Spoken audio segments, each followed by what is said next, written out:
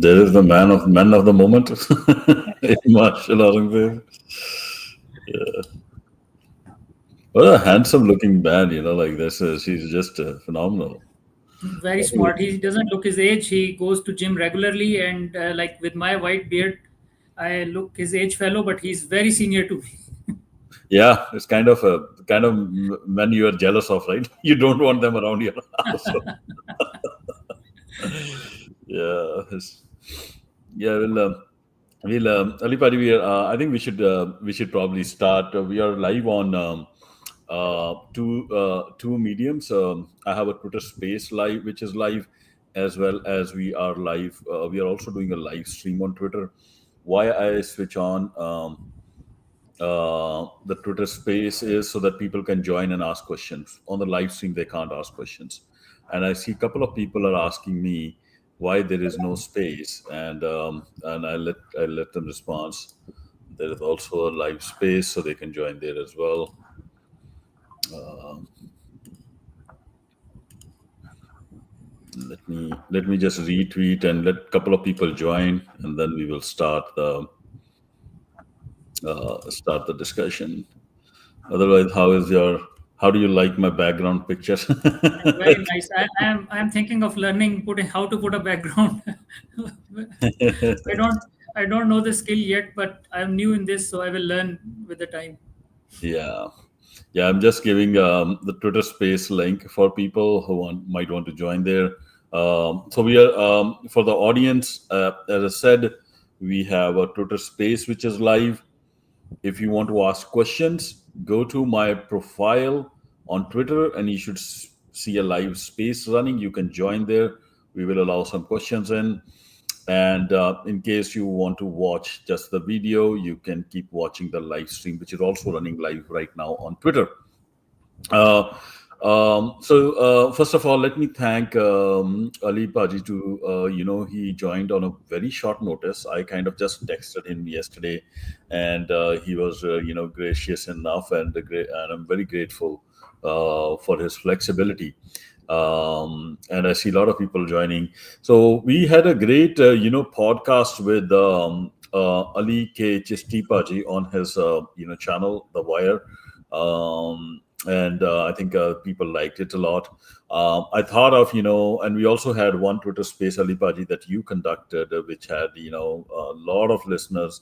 And I think this battle that happened between India and Pakistan is so historic from an air power standpoint that it needs to be analyzed further. And I'm sure, the air forces around the world are analyzing it. But in terms of making normal public understand, I think that's where people like you and me who are retired kind of come in. The kind of onus is on us to kind of help the public understand the implications of what happened, because there's also a lot of disinformation and misinformation, typically from the Indian side, I would say more. It's from both sides, but especially from the Indian side, which has been noticed. And hopefully we will try to be as objective as we can. But before we start, many of the audiences might be very new or might be listening to this podcast first time. So Alipaji, maybe you can start off with your background. I can give a bit of my background, and then we can go through the format here. Okay, first of all, thank you very much, Pari, for having me. It's a pleasure, an honor. And anytime you want me, I'll be there, inshallah. So, just a brief introduction. I was a pilot in Pakistan Air Force, but for this space, as we said, we will be objective. So, my analysis will be based on as a professional pilot, not from the point of view of Pakistan Air Force.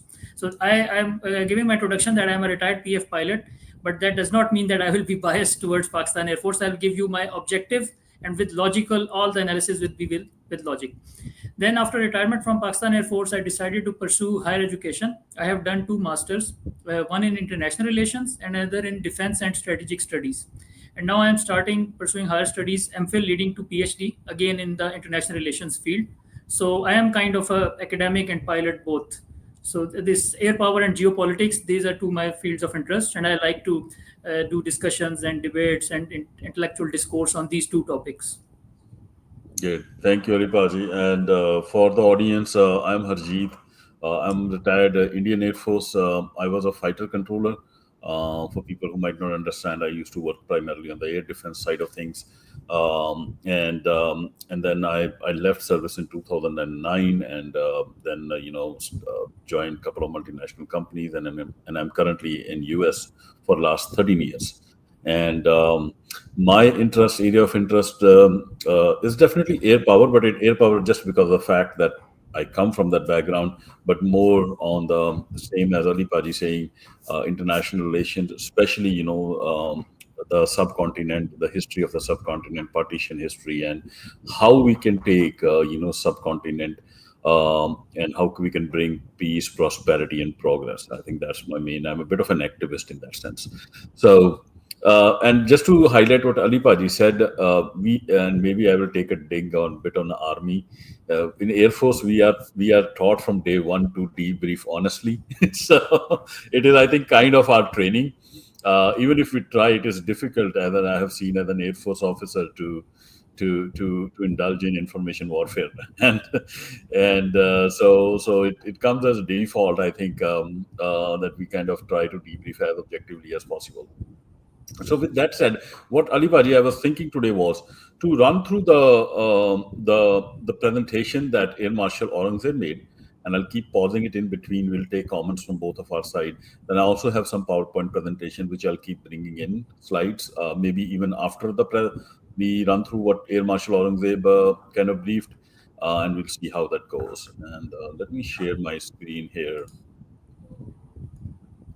For those people who probably don't understand much about, let me just kind of lay out the scenario. This is India and Pakistan, guys, especially the Western audience who might be listening first time. You see, like on the right hand side, blue is shown as India, slightly reddish orange is Pakistan. Kashmir is the disputed region. Some like me will say even Punjab is probably disputed, but yeah. So, and this you see the slight different color of orange. This area is called Azad Kashmir and is under control of Pakistan, and this lightish bluish area of Kashmir is under the control of the Indian side. And most of the air battle that happened was actually in the northern part. You see these Himalayas. That's where most of the air battle happened, and this happened on the night of 6th and 7th of May, when India sent a lot of aircraft to bomb, quote unquote, what they called terrorist targets on the Pakistani side. And we will go through that. And once they sent it, obviously there was an air defense response. And international experts now worldwide believe that at a minimum 5 Indian aircraft came down. Even Trump has now kind of, said it on face. Pakistanis have been claiming around 7 Indian aircraft officially. And we will go through the presentation, and that was made by the Pakistani Air Marshal Aurangzeb. I think it was made on 8th or 9th of May. I might be wrong here, but we'll go through his presentation. There's also some presentations by the Indian side, but the Indian side has been very, very reticent in sharing any information on how that battle happened. Basically, they shared zero information, honestly, on the air battle. The only information they shared was, the targets that they bombed, and they have some video imagery, but like they are totally radio silent, as we say, on what happened, which is understandable to the extent if you have taken a lot of losses. So, with that said, let us start that presentation by the Air Marshal, and I'm going to bring it up here.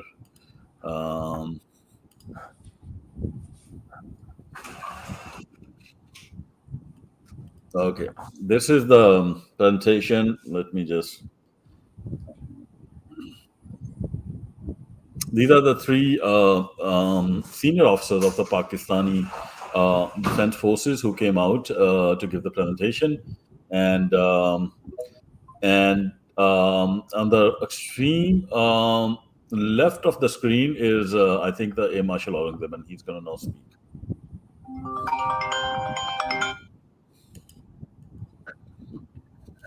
For their foresight and all-out support by the Chief of the Army Staff, and especially to the Chief of the Air Staff for his guidance, strategic vision, and the direction that he gave to the Air Force to create history like this. He really led from the front. He was involved all the way during this operation, spearheaded it, choreographed it. We call it the new art of war. This BVR fight of a couple of dozens up to 70 from their side, about 40, crossing 100, is the first ever in the history of aviation.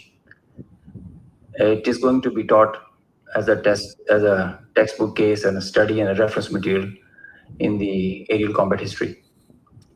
I will distill some tactical details for you because they impact on the larger strategy, and run through very quickly so as to bring you all up to speed on what happened and how did it happen. This is the Indian side. Okay, before we start the briefing, I kind of, I'm not sure if you guys noticed, but I kind of immediately what stands out to me is also, like all the three generals are what I call very appropriately dressed for the occasion. Like it is a very military briefing. There is no, you see the army general in his battle fatigues, the Navy officer, and the Navy has all kind of uniforms. So pardon me if I'm misreading this. They have like somebody told me like they have 16 different uniforms, and so he apparently is wearing his appropriate uniform, and the AirForce officer is apparently like when we debrief, we generally, I don't know what in the Pakistani side, but on the Indian side, you are, unless you are in the ops room like in field environment, and if you are briefing like a public and your higher ups, you will generally kind of dress up appropriately in this dress. We did see a bit of laxiness honestly on the Indian side, when their Air Marshal Bharti came on with a flying suit kind of debrief, which I don't think was appropriate. I don't know how you felt about his presentation, Mr. Ali. His not only his dress, Harjeet Baji, his body language. You can see the body language of these three generals, and you can compare it with the body language of the Indians. Air Marshal Bharti was not happy sitting there. He was, like you said, not dressed properly. I think he didn't want to come, but he was sent against his wishes. So it shows his body language, his dress, and the way he answered the questions of the journalists, and the way he snubbed some of them.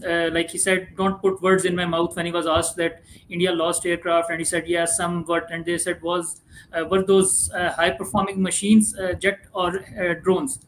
And his reply was, "Don't put words in my mouth." So he was clearly evading the question. So a huge difference between the two, like you said, Pakistani generals and the Indian generals. The both presentations were very, very, very stark, and a lot of differences. Yeah, we'll talk about what happened in the Indian general. Maybe we'll pick some pictures, but let's continue on this one. This is the Pakistani side. We had some gaps in the north, center, south, and AEW just to support it.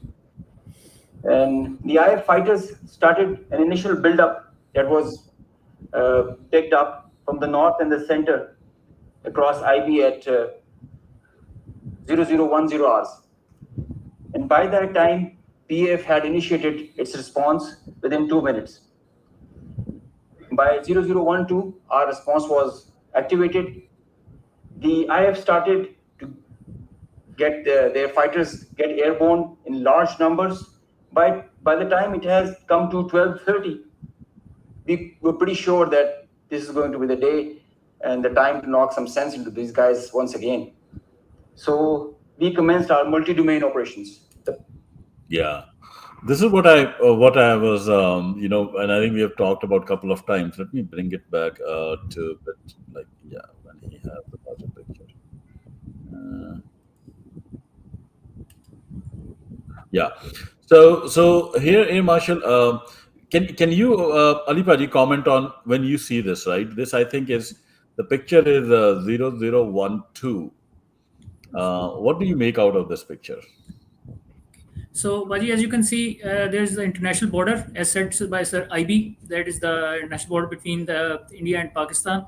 And then there is that Indian occupied Kashmir, which is another border on the top of the screen. But I'll just focus right now on the aircraft, which I can see here. So you can see the Pakistani side, one of the aircraft, which is in a race course pattern towards the western border. This one, yeah, exactly. This is the AVAX. It was in the air before even the Indians started taking off. So it gives you a lot of early warning. Its name is Airborne Early Warning and Control System. So it was doing its job very good. Secondly, you can see some aircraft. These are CAPs, Combat Air Patrols, or on 30th April, we announced two exercises, training exercises for Pakistan Air Force in north and center, Fizai Badr and Lalkare Momin. So some of our aircraft, they were in the air doing their training and at the same time monitoring the Indian airspace. So as sir said that at 0010, that means that on 6th and 7th, it's 10 minutes past midnight. So now the date is 7th May. We saw the initial buildup, and these aircraft which are in the air, they were not enough. So within 2 minutes, it was decided that we will scramble more aircraft from the ORP operational readiness platforms or ADA air defense alert.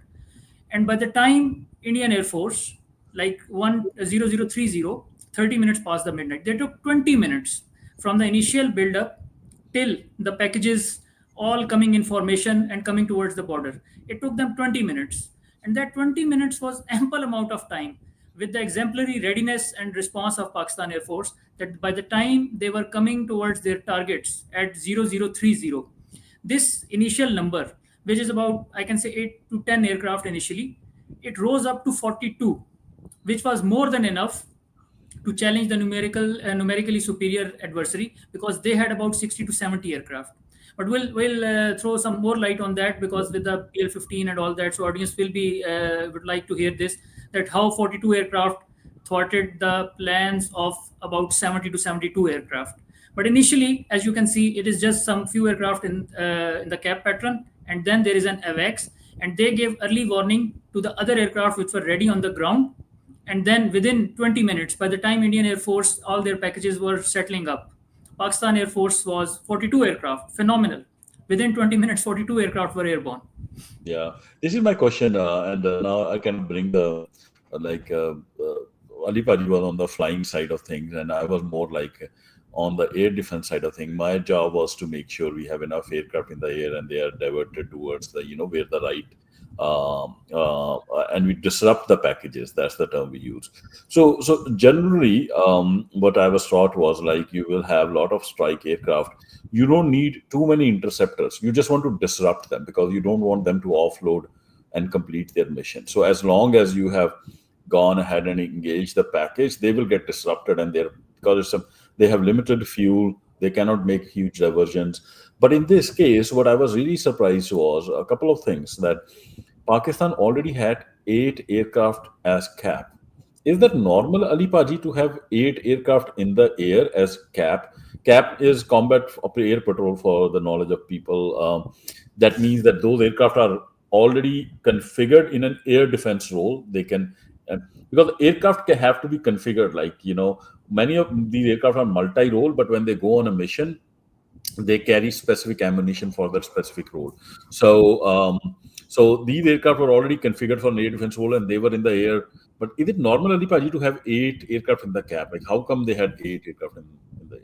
Okay, so you're absolutely right. Actually, in peacetime, it is not normal because one of the main reason is it is very, very expensive to keep an aircraft 24/7. You have to make shifts for the pilots. Then the aircraft, it takes toll. Even with the aerial refueling, 3 to 4 hours maximum. Then they have to land back. Then you have to send another pair. So it is not feasible. But after 22nd April, the Pahalgam attack, the Indians, their especially I'll say military, political government, with their chest thumping and all their statements. So we knew that something is coming. So that's why I said that we announced 2 exercises, Fazai Badr and Lalkare Momin. So these packages were the part of those exercises. So they were training the pilots also, the junior pilots, senior pilots were training them. And moreover, it was also covering that Indian Air Force, if they give us some surprise, so we must have something in the air. But the number was very less. And as soon as they saw the Indian package, it is building up, like Sir Aurangzeb said, that they knew that this is the night. Because previously, from 30th April to, I'll say, 5 to 6 next days till 6th May, there were some kind of, I'll not say incursions, but Rafale and other aircraft, they come towards international border, they see Pakistani response, and then they turn back. So they were probing. But with this build-up, we knew that this is the night, and that's why within 2 minutes, the order was given that the rest of the aircraft which were ready, and it is again, it is not normally in peacetime. Your aircraft, only 3 to 4 aircraft are ready on ADA. 42 aircraft, or let's say 8 are already in there, so let's say 34. 34 aircraft are not ready on ORP. But because of that signaling from the across the border, since that attack, which was in Indian occupied Kashmir, it was a tragic loss of life of the civilians and tourists. But without any proof, they decided that Pakistan has to do something with that. So we knew that we have an irrational neighbor, so they are going to do something. So that is the main reason that we were ready with this kind of response. But to answer your question briefly, in peacetime, it is not normal. We do not have caps 24/7 in the sky. And I am now using all my whatever little experience I have in air defense and knowledge of Indian Air Force. And Pakistan Air Force is now we know better, but not very different. I think you cannot have 8 cap, and you cannot get like, and even if you see the timing, the air marshal said they started observing takeoffs at 10 minutes past midnight. And at 12 minutes past midnight, they were sure that they have to get their ADA aircraft also in the air. I think that's what he means when he says PAF initiated a response as per plan. Yes. They were now kind of maneuvering. It's not possible in my books within 2 minutes to make that decision unless you are very sure and you have advanced intelligence which tells you that this is the time they are coming. That is what that extra because there is a cost to initiating a fake response, because you get your aircraft in the air, you get everything planned, and then on the night when you actually nothing happens, then you let your guard down. It's very expensive to have so many aircraft ready on the ground, so many aircraft in the air.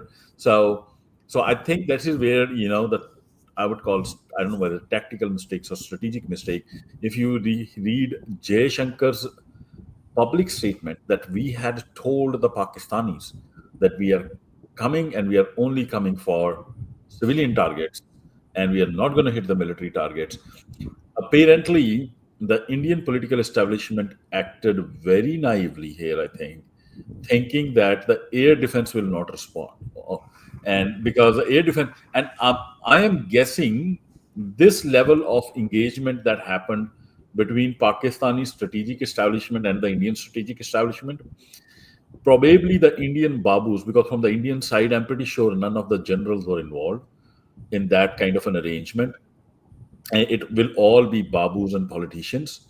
They probably didn't even bother to fully inform their Air Force that this is the kind of quote unquote what I say arrangement they have at a strategic level. And I think this is now this is a bit of a speculation. I think they kind of they thought that okay, because we have told the Pakistanis, and their Air Force general would have been telling them, oh, we are not even going to cross. We have weapons which can launch from 200 kilometers. Scalp can be launched 250 kilometers. So Mr. Doval and Jaishankar are thinking, okay, great, we are going to launch from over Bathinda, and the Pakistanis know that the missile will only land here in the civilian, so we'll all be good and safe. But the reality of the situation is very different. And I think given that they had given the early warning to the Pakistani side, you cannot have 8 caps in the air like without having advance warning. Like it's kind of like it's very abnormal. Anyways, we'll continue on this. I am not privy to those details, Paji, but inner workings of Indians better than me. So if there was such kind of intelligence, I am not sure about it, but it makes sense what you are saying, that if that speculation is correct, then I'll not say they are naive. It is beyond naive. I'll say it is stupid. I'll just stop here. Yeah. It is stupid, honestly. You can never overestimate the stupidity of the Indian babus. Okay, you just cannot. And it will be visible at many places here. So, okay, let's go back to Air Marshal Aurangzeb and what he talks about now: multi-domain operations. Yeah. At 0010 hours, and by that time, PAF had initiated its response within 2 minutes. By 0012, our response was activated. The IF started to get their fighters get airborne in large numbers.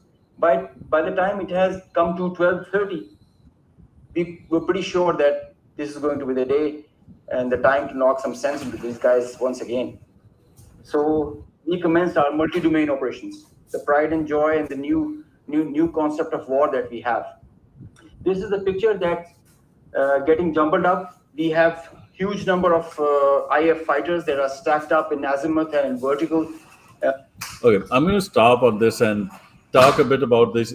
He's really throwing very heavy words here. So to go back to the previous picture, what he was trying to tell you guys was that okay, by 12:30 we were sure that these packages are coming for us. But he used a word called multi-domain operations. Alipa, do you want to throw a light, because this is a very Western term. Okay, this is a very NATO term, multi-domain operation.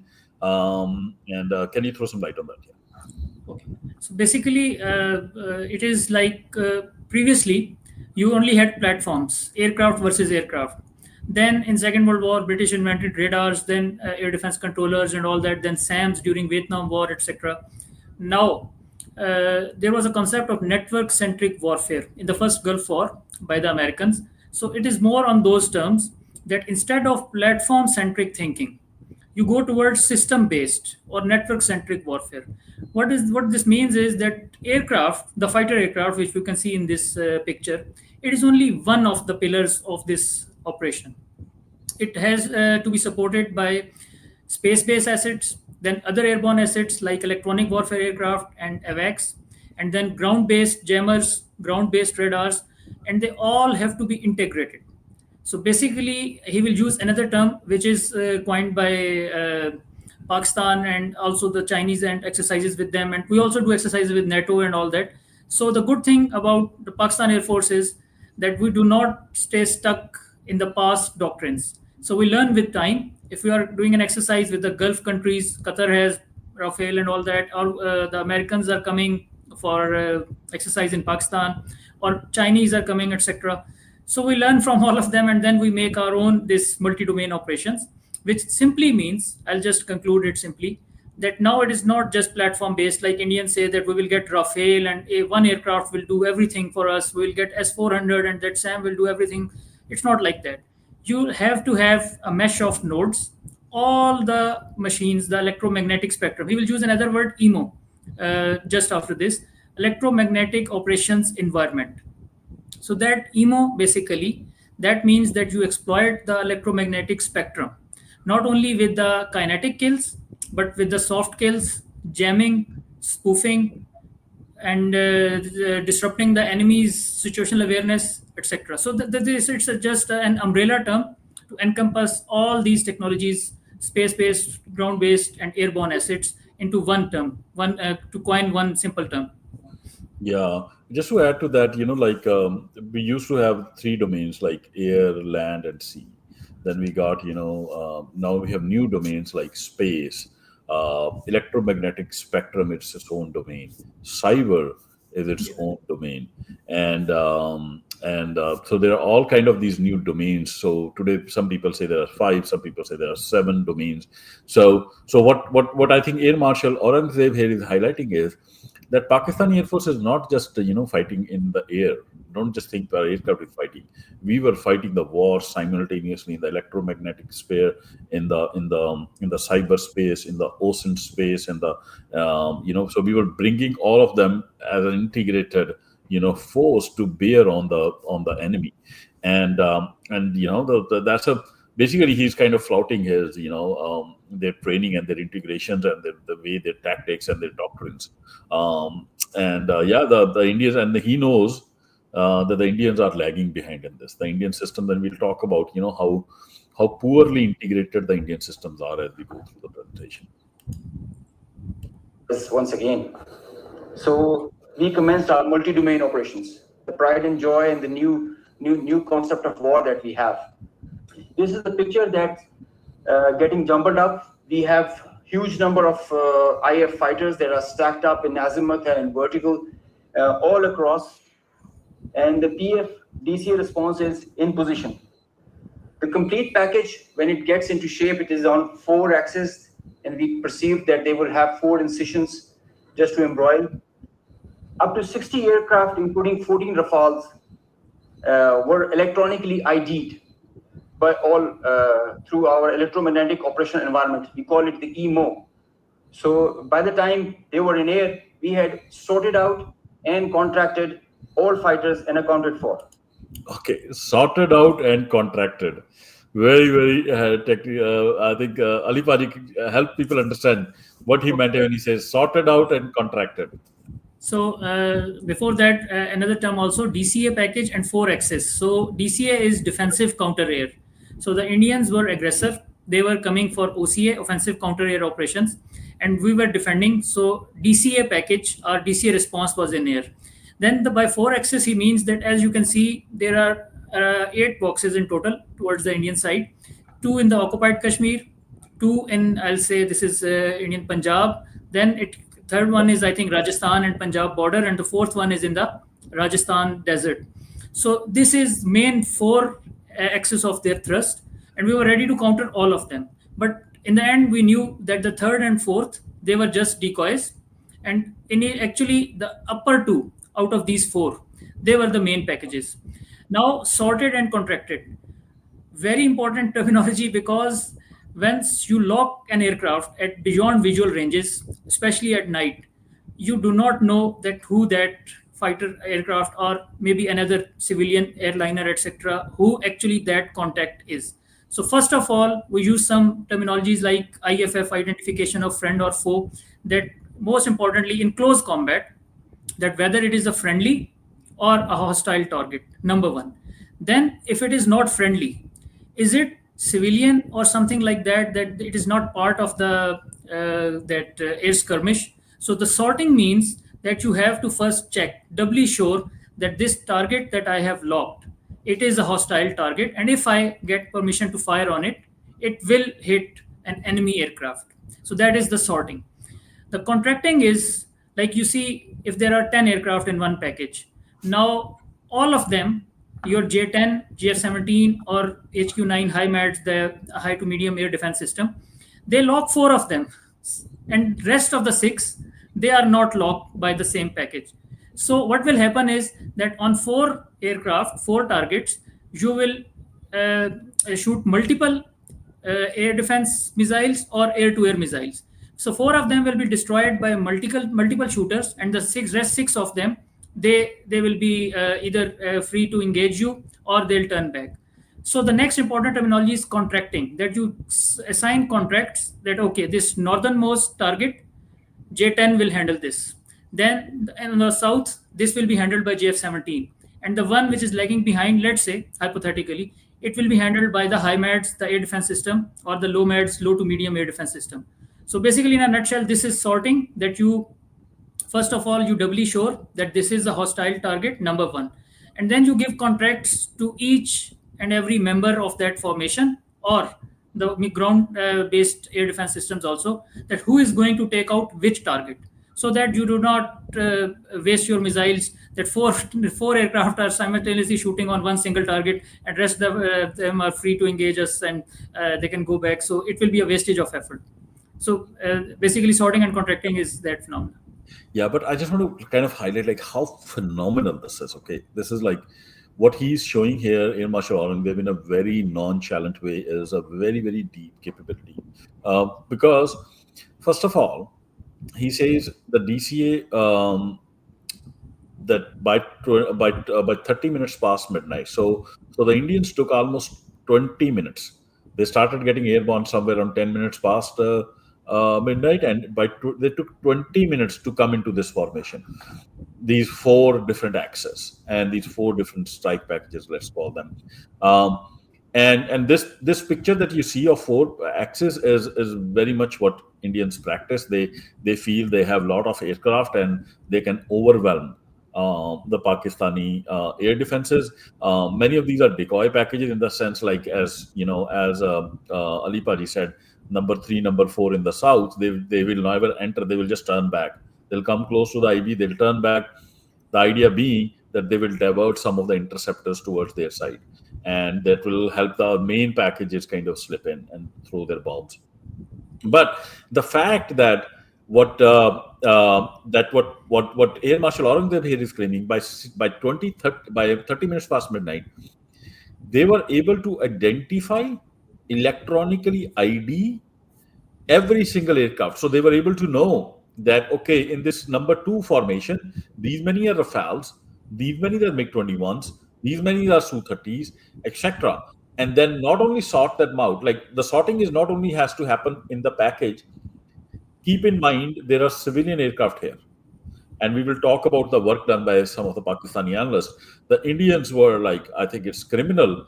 They diverted 4 or 5 different international flights which are entering over Amritsar right into this area north into Kashmir. And now you have to. It is so difficult. It looks so easy here. He's presenting this to you very sorted picture, but imagine on the raw scope, you are just seeing blips, and blips don't tell you what they are. You need capabilities to identify what this blip means. A blip could be a cloud, a blip could be a pack of birds as well. But then, the Pakistani, what Air Marshal Aurangzeb is claiming, that they were able to electronically ID. Now, I don't know how, like when I was in the Air Force, like we had very basic radars. I don't know what electronically ID means. I'm just guessing. I think it probably means that their AVAC system and their ground-based sensors today can read the emissions coming out of these aircraft, and then kind of say that, hey, this is a Rafale, or this is a can you Ali Bhai, are you familiar with electronic ID?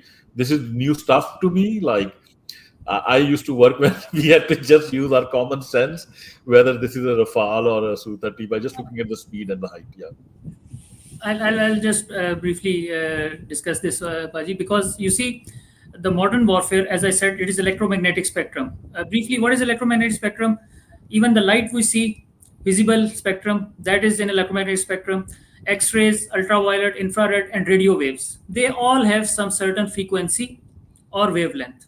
So the aircraft, they emit some certain, we call it MCON, emission control, because once you are going towards the enemy, you have to keep radio silent, and you have to keep your radar and all other emitters off. Because if they have that data bank, which we have with the intelligence and exercise around the world, and that everything, electronic IDs, that okay, this is Su-30's radar, the BARS radar, Russian one, it operates in this certain frequency range. I don't exactly remember, but let's say it's 8 to 12 gigahertz. Then this is Mirage 2000. It has RDM3, I think, and the Rafale Activisa radar is RDY3. From the top of my head, I don't remember the exact those nomenclatures, but the main point is that every machine, each and every machine, whether it is S400's cheeseboard radar, whether it is airborne radars, they have certain wavelength and frequency. So the electronic intelligence, basically we call it ELINT in electronic warfare. It has two parts: signals intelligence and communications intelligence. So communication intelligence is simple. You just intercept a radio or phone call, and it is all the communication is intercepted, and you know, okay, he's saying this and that.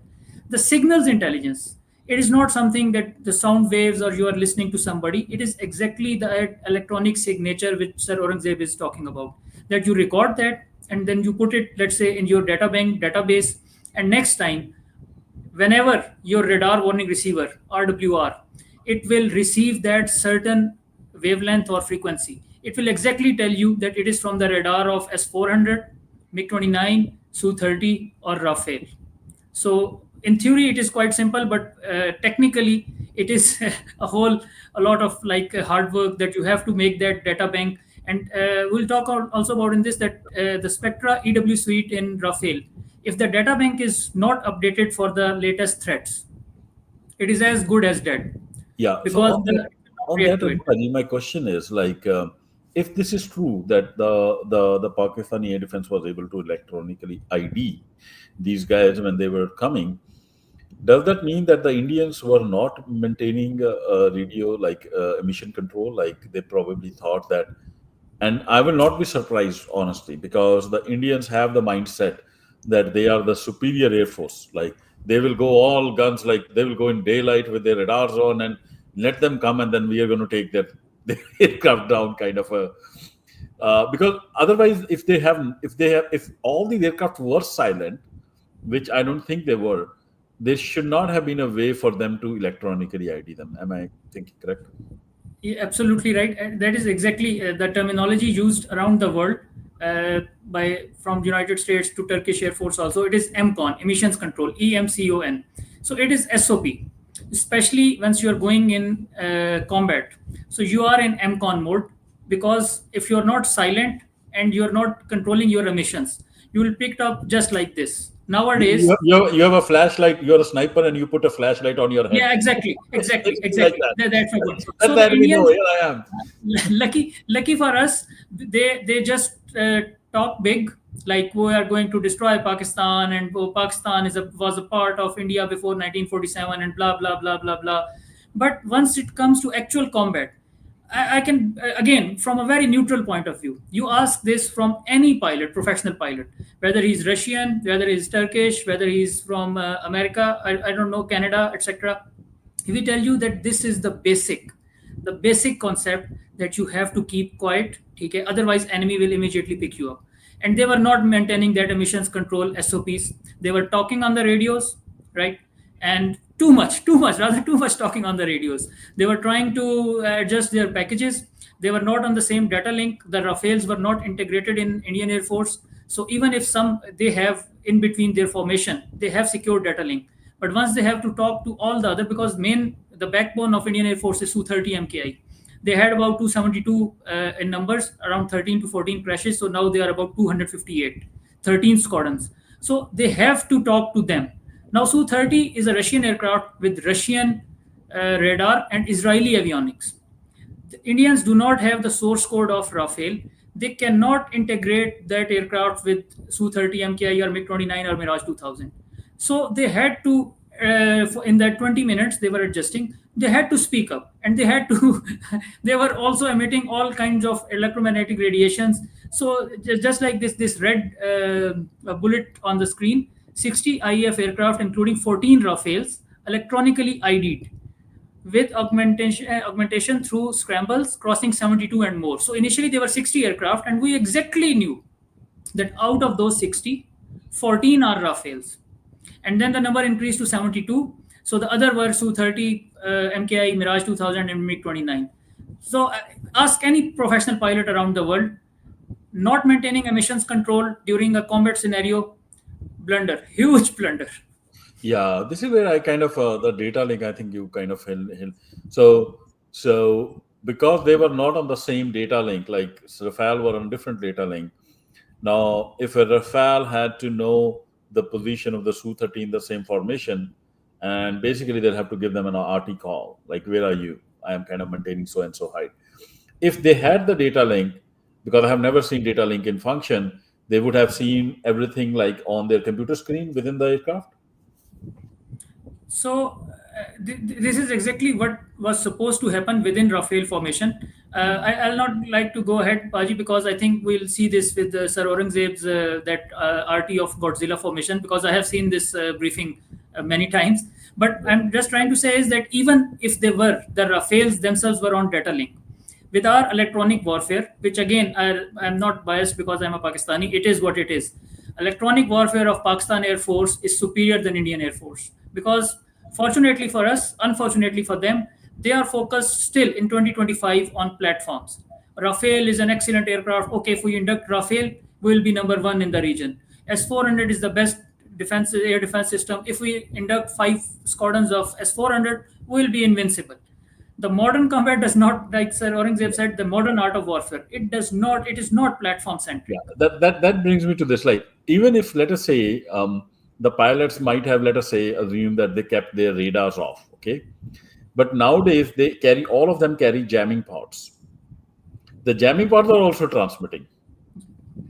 Is it possible, like the Pakistani electronic warfare is so sophisticated that they can even understand the jamming that is being tried by these individual aircraft, and then kind of say, hey, this is a Spectra jamming pod which is trying to jam me? Actually, Baji, the new missiles, the PL-15, also I'll talk more about on it. They have this ability, home on jamming. If somebody is jamming you Actually, if the jammer is not that good that it will completely blind you, again, it's that searchlight you said on top Yeah. of the sniper jet, because that missile or that ground-based that equipment, it will Yeah. home onto that exact signal that from where I'm getting this jamming signal, which is trying to jam me. So if you are not that good in electronic warfare, if you emit through your radar, if you emit through your radio, or if you emit through your pods, you will be electronically ID'd by the enemy. And I'll just say it's like because electronic the speed of light, electromagnetic waves, Yeah. it's humans even cannot comprehend it. Even in microseconds, it will tell you immediately. The person sitting, like you are a controller, so if he's sitting on a ground-based jamming station or a ground-based radar, or even in the aircraft, AVAX, because our aircraft were in silent, they were guided by the AVAX, which was behind those.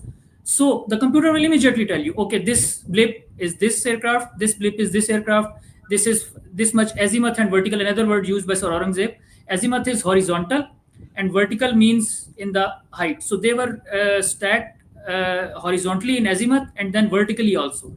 So it Yeah. will give you the position, range, bearing, and altitude of that exact aircraft through that electronic ID. Yeah. So I wanted to highlight this point for the audience so they understand like the gap between the two air forces and how this lack of investment by the Indian Air Force on electronic warfare kind of plays out in reality. Now the Indian side, most probably what is happening is within the same formation, the poor guys are calling each other, where are you, which height are you are, because they have to form the formation.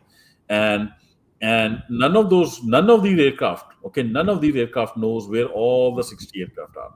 Maybe the Rafales, because they are on one data link, they can see all the other Rafales which are where, but they probably cannot see, where are the Su-30s, where are the MiG-29. So they have no situational awareness, and the pilots especially, because they are not on one data link. While on the other side, the Pakistani Air Force is now, by this time, and we are talking about 12:30, they have already identified who is who. Not only like that they are coming from the Indian side, they can identify whether this is a Rafale or a Su-30, and they have the word the Air Marshal Aurangzeb used. I want to kind of highlight is like sorted out and contracted, and they have also given targets.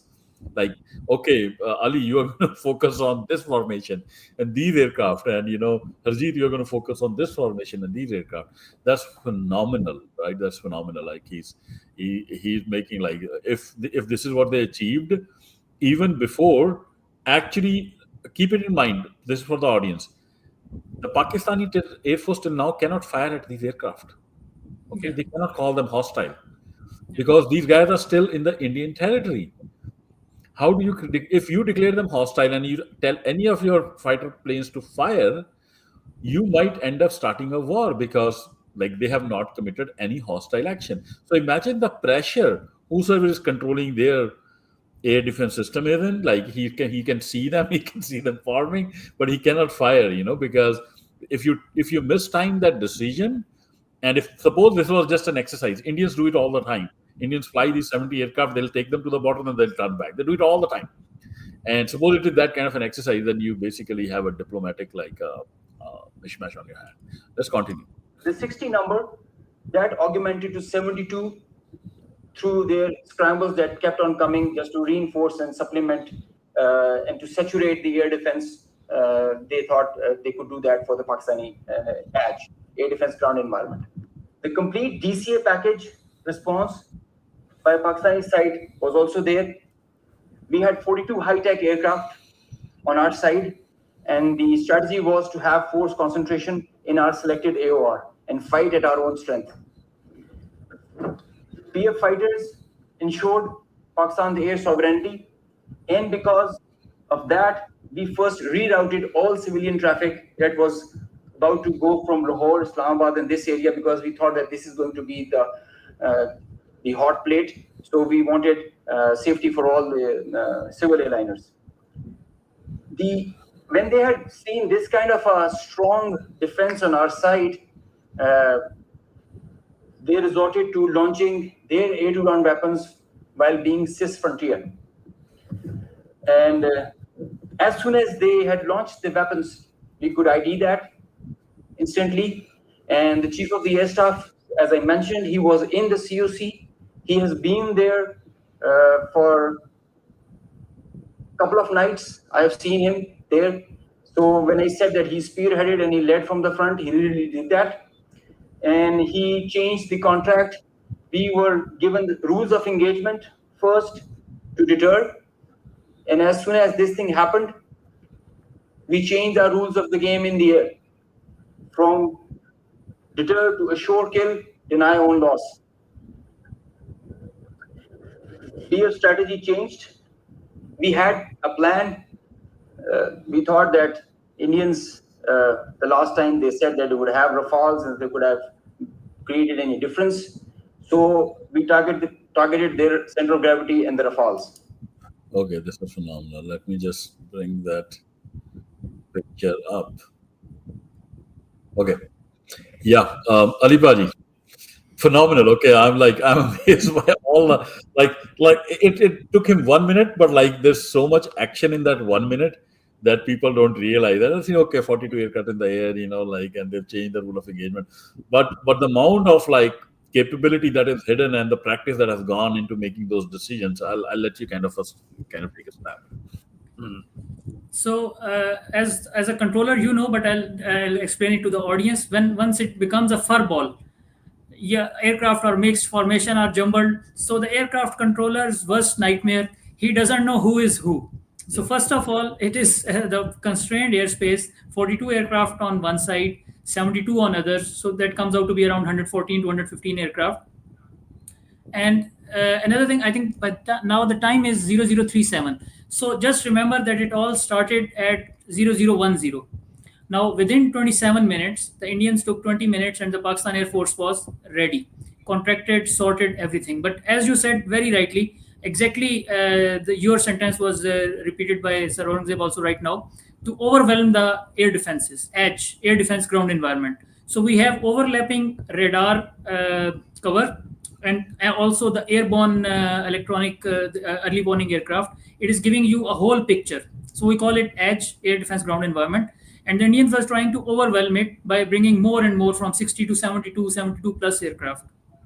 Now, till now, as you rightly said before also, that they were not hostile for us because till now we are weapons tight. There are three terminologies.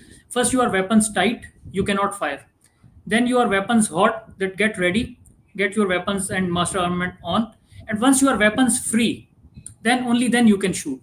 So till now we are maybe weapons hot, but we are not weapons free because they have not fired. They are on their own side. It can be an exercise, you rightly said. And if we had fired, maybe India could have gone to UN and International Criminal Court and all that Pakistan has done this and transfrontier and blah, blah. Another word he used is cisfrontier. Cisfrontier means staying on own side. Like transfrontier means you cross the boundary, you go transfrontier on the other side. But they saw that response. And even if they are thinking of crossing LOC, they will not never cross the international border. But in 2019, the Balakot strike, Pakistan Air Force Operation Swift Retort, and 27th February 2019, they crossed the LOC because they have this fetish to tell the world that this Indian occupied Kashmir is a part of India, and this Azad Kashmir is not a part of Pakistan. It is in Pakistani occupied Kashmir. So they wanted to make a point in 2019 also that we'll cross LOC briefly and then we'll launch weapons and then we'll turn back. So even if they had some kind of those plans right now, they decided that with this kind of response, 42 high-tech aircraft in the air, we cannot cross the LOC. So that means this red bullet right in the middle. IAF offensive resorted to cis frontier weapon launches that they will launch staying on their side of the frontier.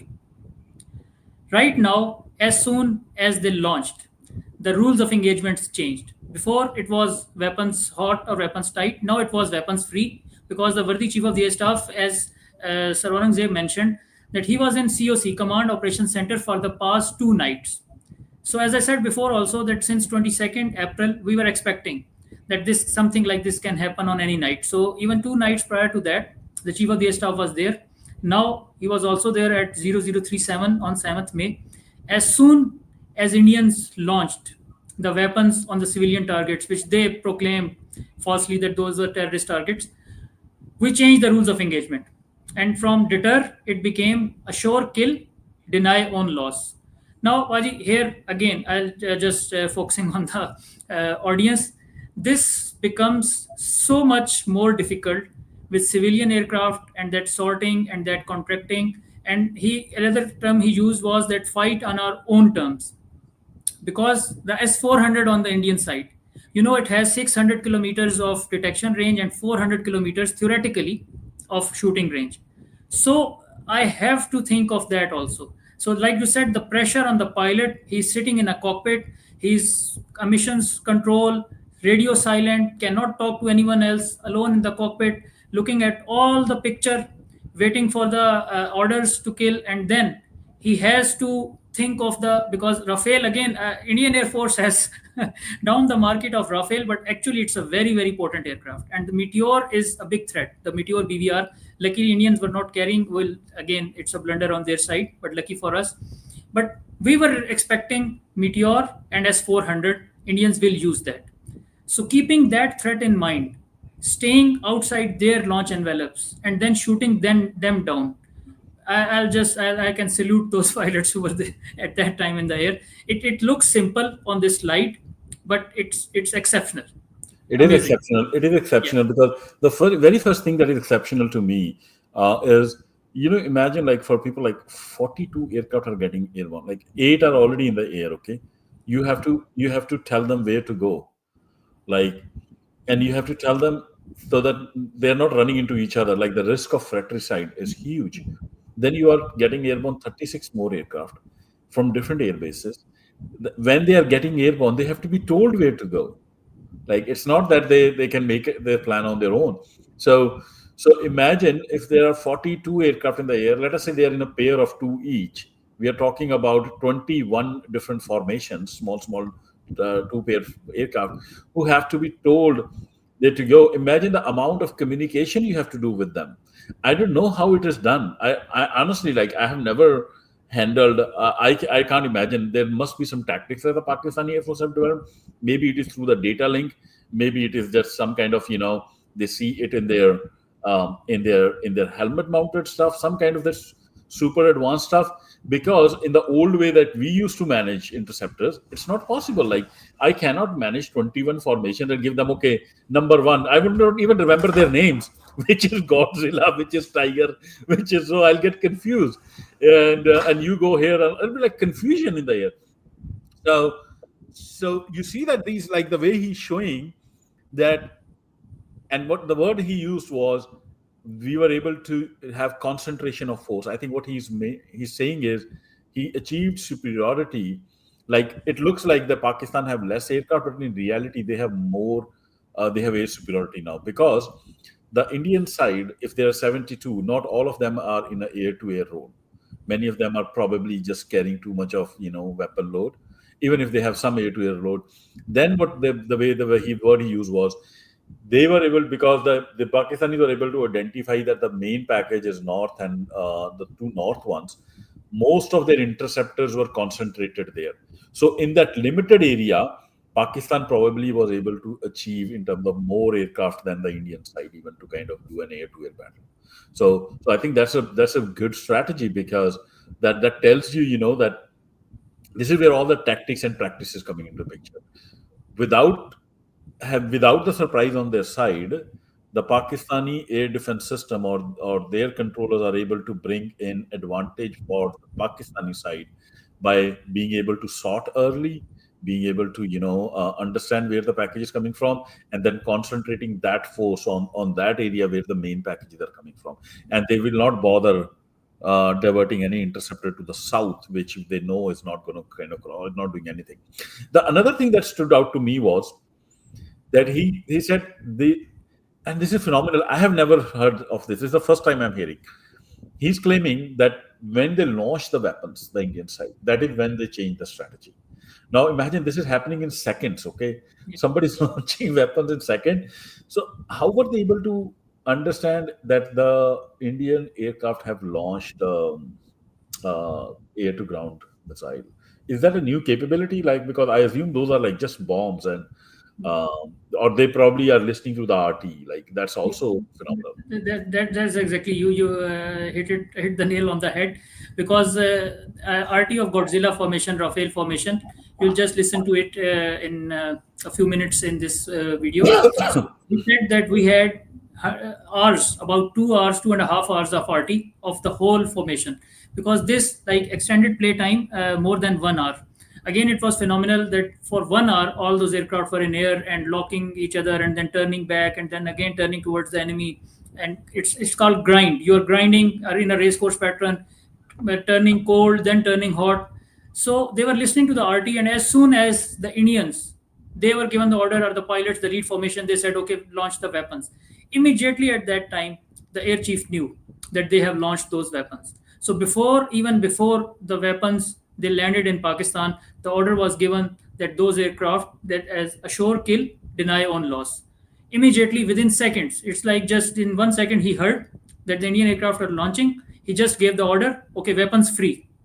Weapons free was communicated to the pilots, and they launched those within seconds.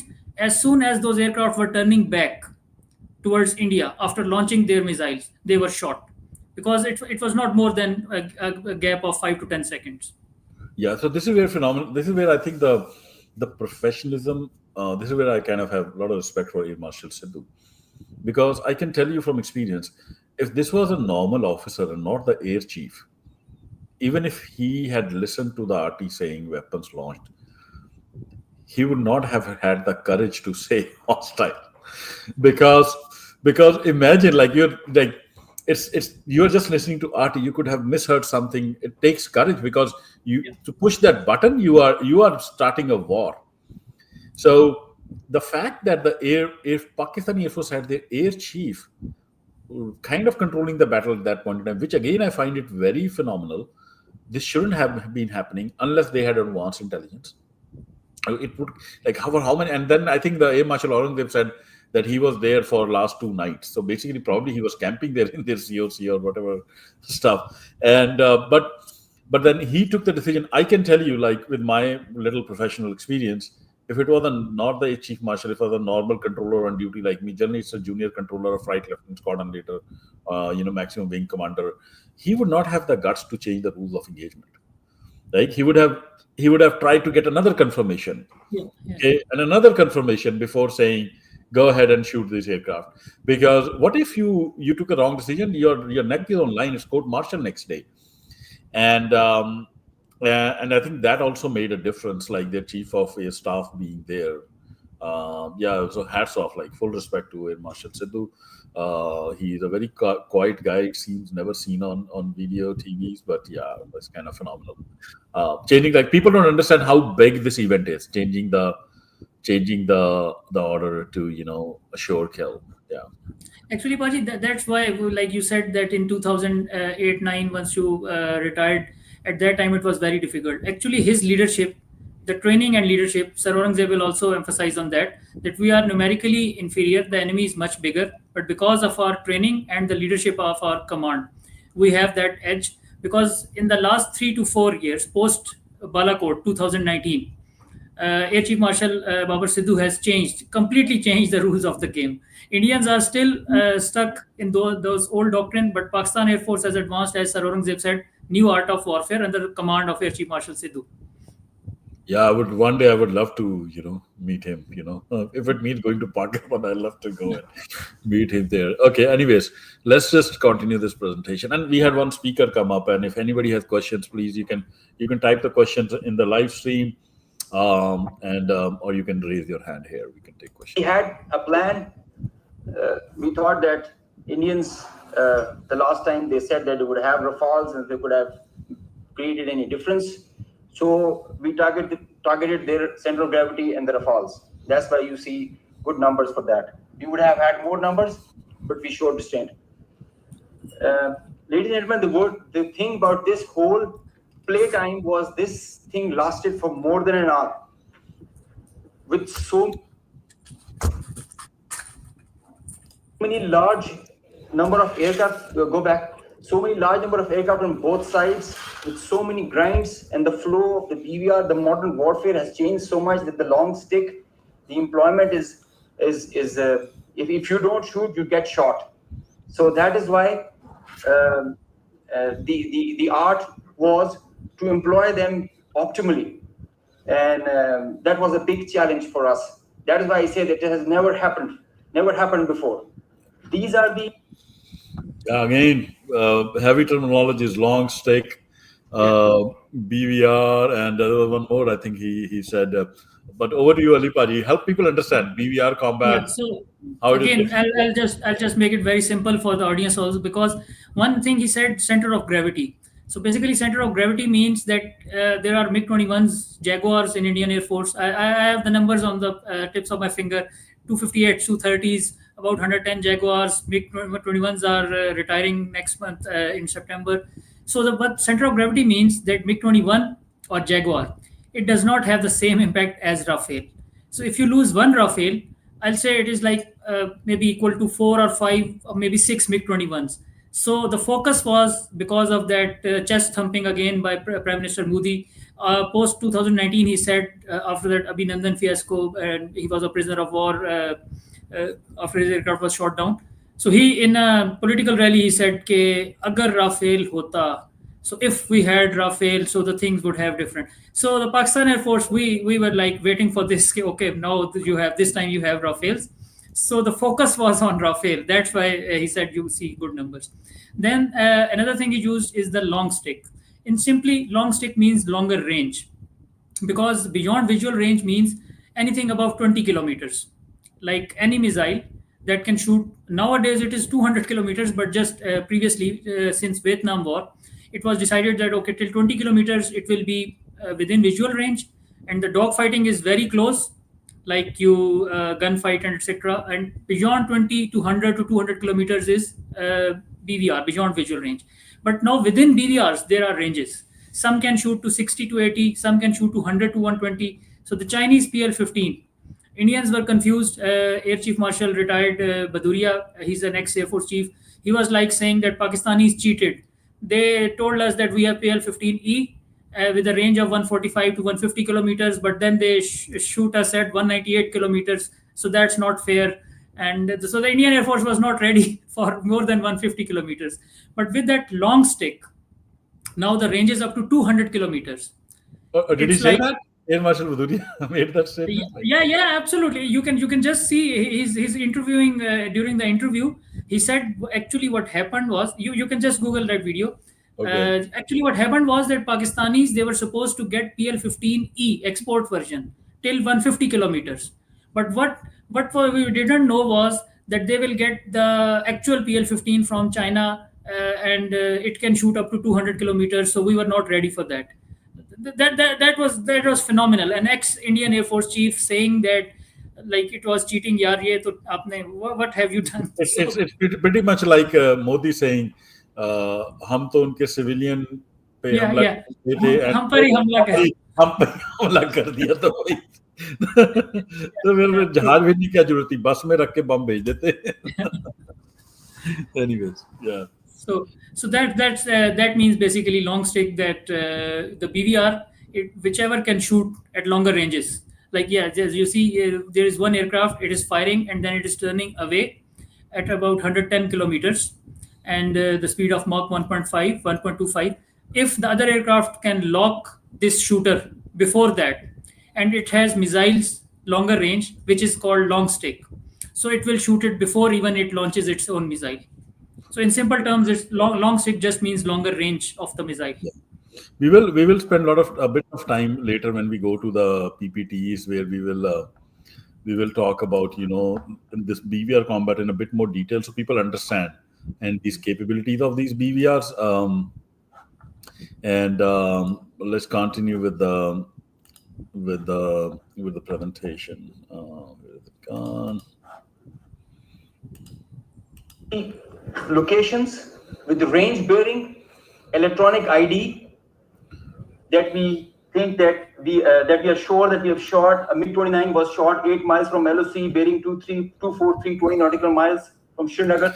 And for the sake of audience, I know we are kind of jumping to the kills.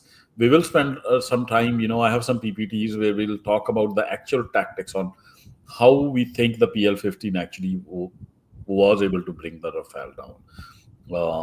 We will talk about the silent kill chain that Ali Paji kind of introduced me to, how the AVAX provided mid-course guidance. We'll go into the technical details because all that Air Marshal Aurangzeb is not talking about, right? He's obviously not going to talk about that. We had a silent kill chain. He'll just say we had multi-domain operations. That much, spilling of the beans is okay by veterans. So. Okay, while you were talking, there was M. Alampaji who had raised his hand and now it is down. That's fine.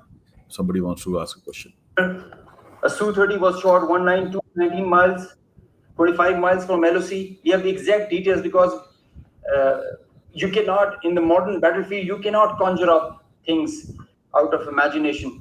You have an electronic ID.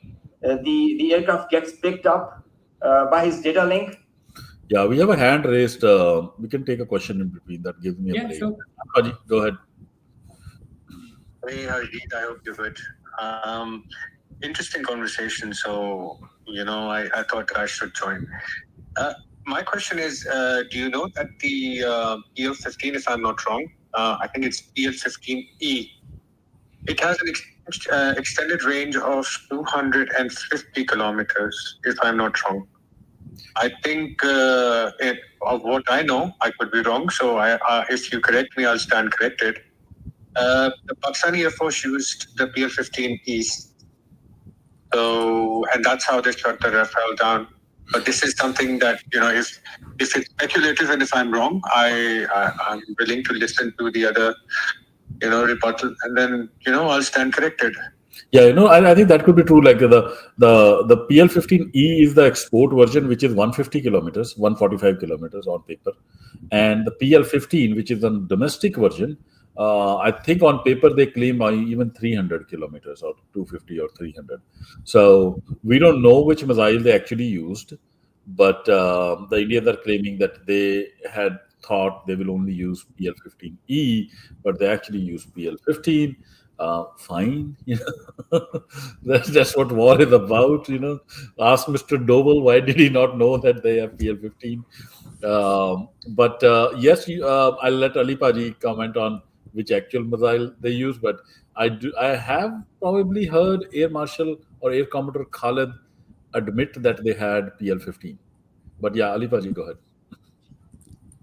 Okay, so I'm also trying to find that Air Chief Marshal Baduria's video also, so I'll just present it too. Basically, I just to throw a wrench in India's machine.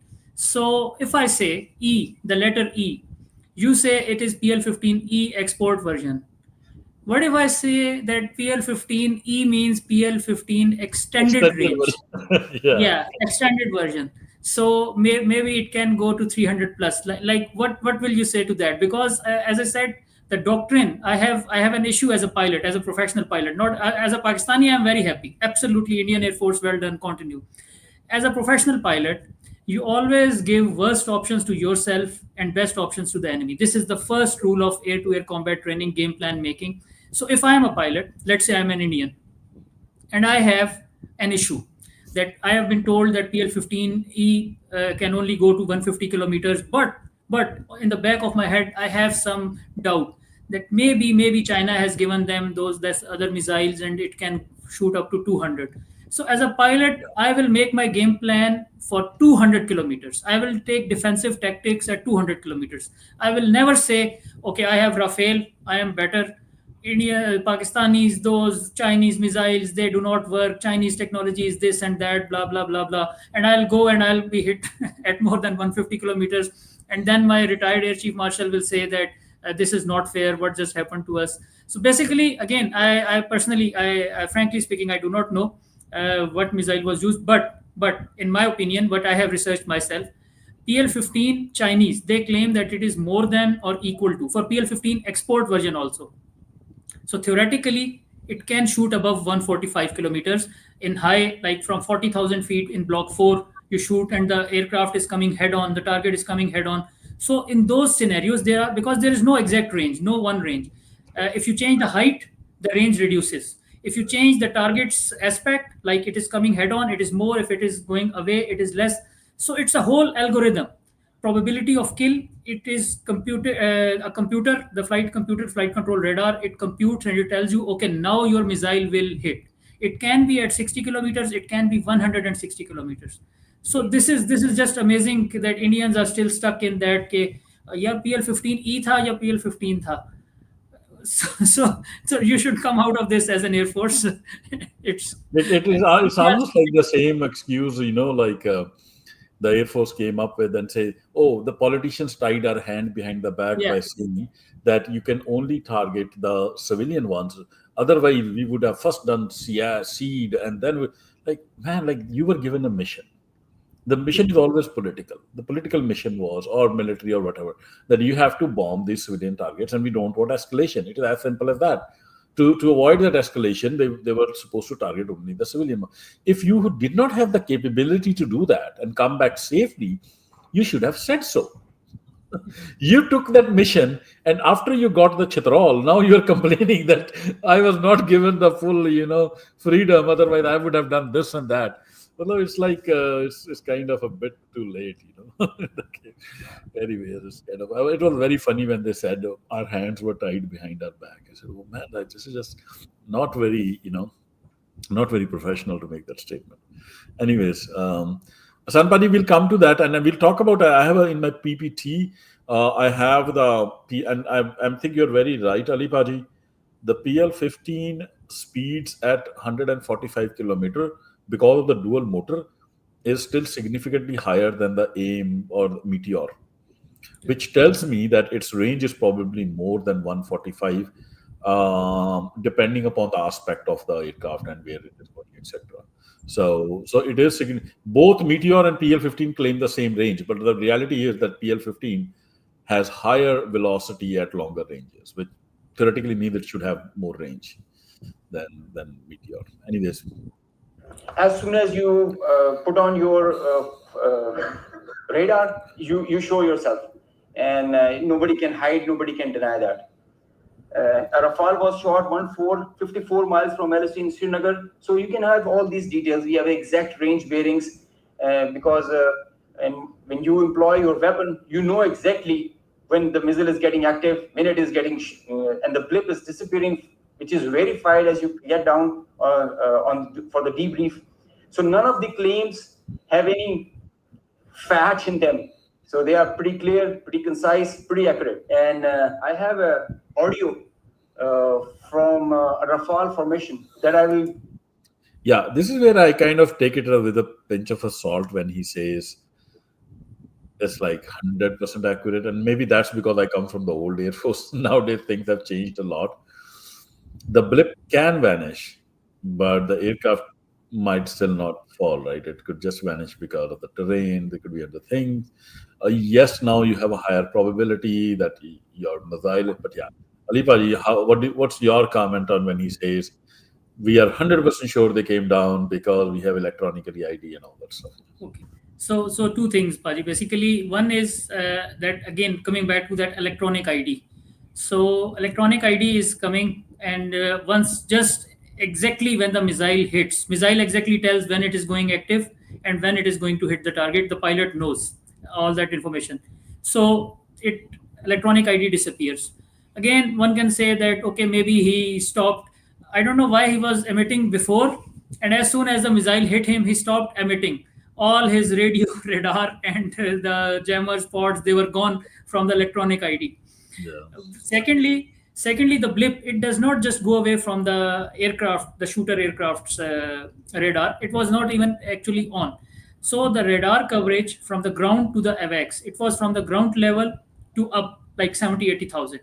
So if I say that there is only one radar, let's say aircraft radar, and the blip disappears. So yeah, I can say that, like you, like an old timer, I have to convince you that it's very difficult for me to convince that one radar just lost the blip. It can happen anything. Like the radar, maybe it malfunctioned at that time exactly.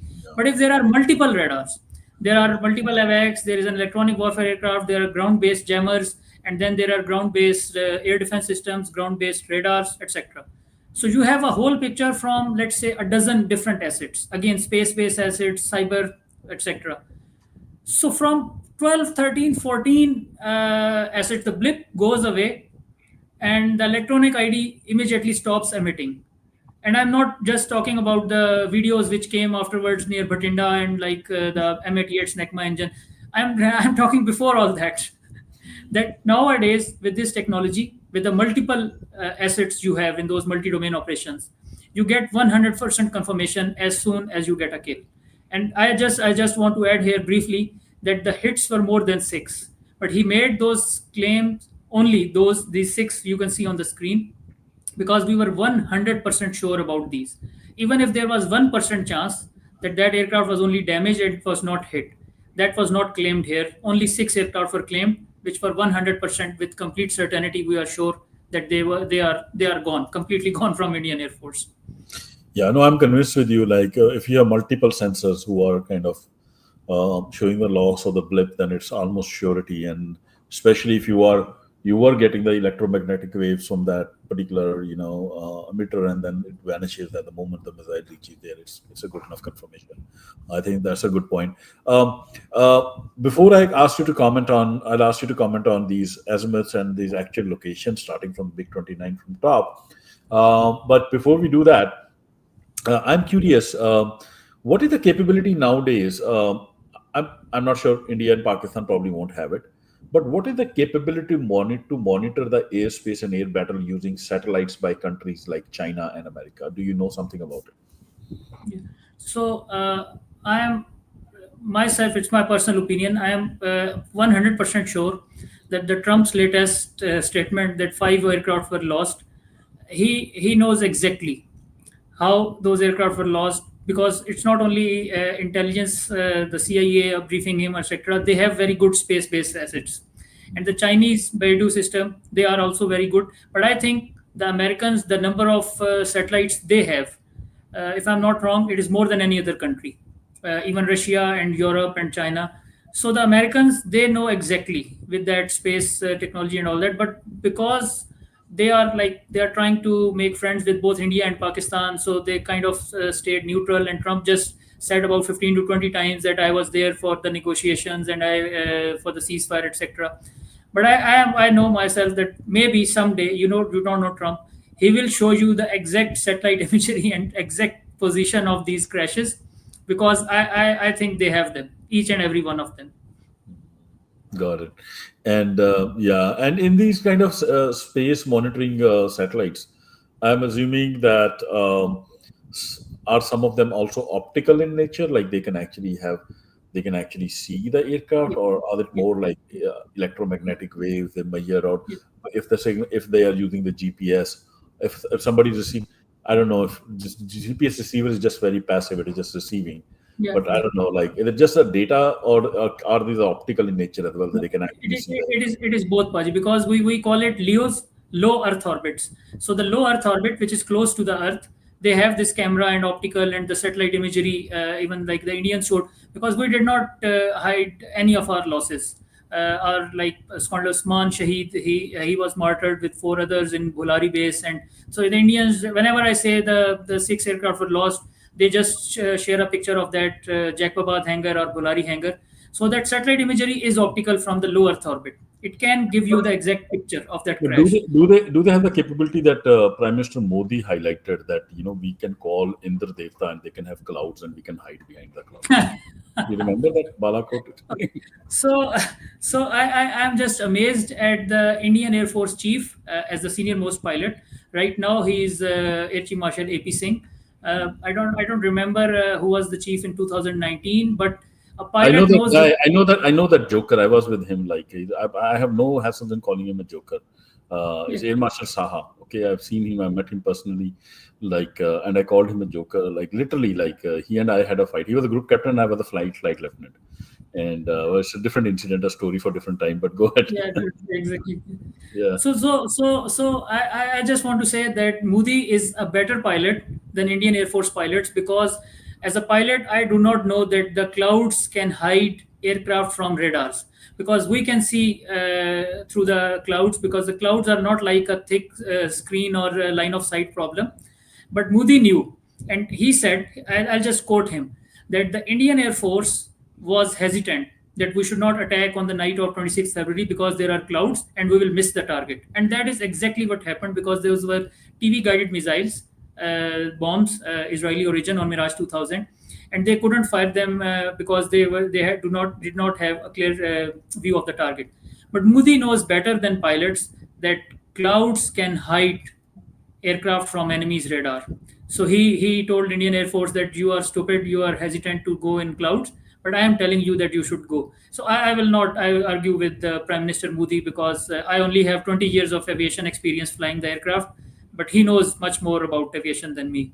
Yeah, he's So non. I'll just He also claimed he's non-biological, right? So it's basically you can't fight aliens. But anyways, coming to this picture, Alipaji, yeah. can you comment on this? What can you draw from the location where these aircrafts came down and the bearing, like the starting from MiG-21 in the north, which is 20 nautical miles from the LOC. There's actually one Rafale which is 53 nautical miles from that. So can you comment on what can you gather when you look at where they fell, the type of aircraft, what probably they were doing, were they coming in or were they on the egress? Like maybe there's something you can gather from your experience here.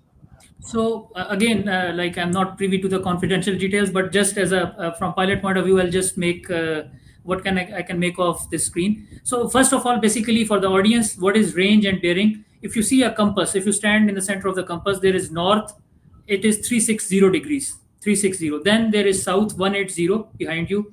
On the right is east 090, and on the left is west 270.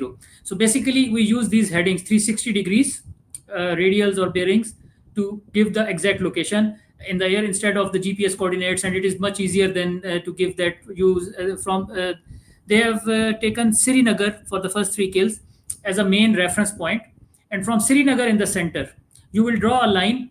The range is simple. It is in nautical miles. It is 1.8 kilometers is equal to 1 nautical mile. Sea and ships and the aircraft use this unit instead of miles and kilometers. That this 243 degrees. This simply means that from what I know that, okay, if I'm standing in the middle of Srinagar, I'll have to look towards my left. That is west, which is 270 degrees, and then slightly 20 degrees again further towards south. That is the location. So that is just briefly what is range and bearing means from a reference point. So 243 degrees, 20.5 nautical mile from Srinagar. Now coming to the question of Harjeet Baji. Basically, all the aircraft, they are quite close, but I think it is, if I am not wrong, yeah, Rafale number 3 from the top, it is quite far away. 41.5 nautical miles from Srinagar, 53 nautical miles from LOC. So 53 nautical mile means, if I multiply it by 1.8, it comes out to be around 98 kilometers. And 98 kilometers means that he was in Indian occupied Kashmir at 98 kilometers, and my aircraft, like it was at least 50 to 60 kilometers on this side. So the overall range comes out to be it is more than 150. So I have that Air Chief Marshal Baduria's video. I'll just present also my screen. We will talk about that also. It hits beyond 150. So as I said before also, that once you are coming head on at a height, the missile has maximum range. But if you are going back towards your own territory, then the range of the missile, it reduces. So the maximum range, in my opinion, in my humble opinion, I think it was a head-on kill. The ranges which are less, close to LOC, I think those aircraft were going back towards India after shooting. But here, Paji, I would like to commend those PL-15 missiles, BVRs again, because they are the only missiles who have an active ESA seeker, active electronically scanned array. That is the best radar technology in the world right now, and which is primarily used in the aircraft, because it is very difficult to miniaturize that to reduce the size of that active ESA. But Chinese have done that somehow, and they are using that same radar, active ESA technology, in the missile also. Secondly, it has a dual pulse motor. The other BVRs like AMRAAM, Meteor, it fires the motor and it only burns once. So once the motor burns out, the missile is only its momentum, and it lofts up and then it comes down towards, like, under the effect of gravity, and it is losing speed and energy rapidly. But sorry to interrupt you on that, but like to come back to your so as the formations came, right? So most of the kills are happening in the Kashmir, right? 5 in Kashmir. One is kind of on the border of Kashmir and Punjab, and one in southern Punjab. So the 4 that fell down in Kashmir, I assume these are high mountainous areas, right? So we are talking about the mountains themselves are, what kind of flying do you expect these fighter packages to be doing? Like, would they have been in that kind of a terrain? Would they still be stacked, or they will be like that formation would be mostly very close to each other? Will they try to be above the mountains, or will they try to fly in valleys?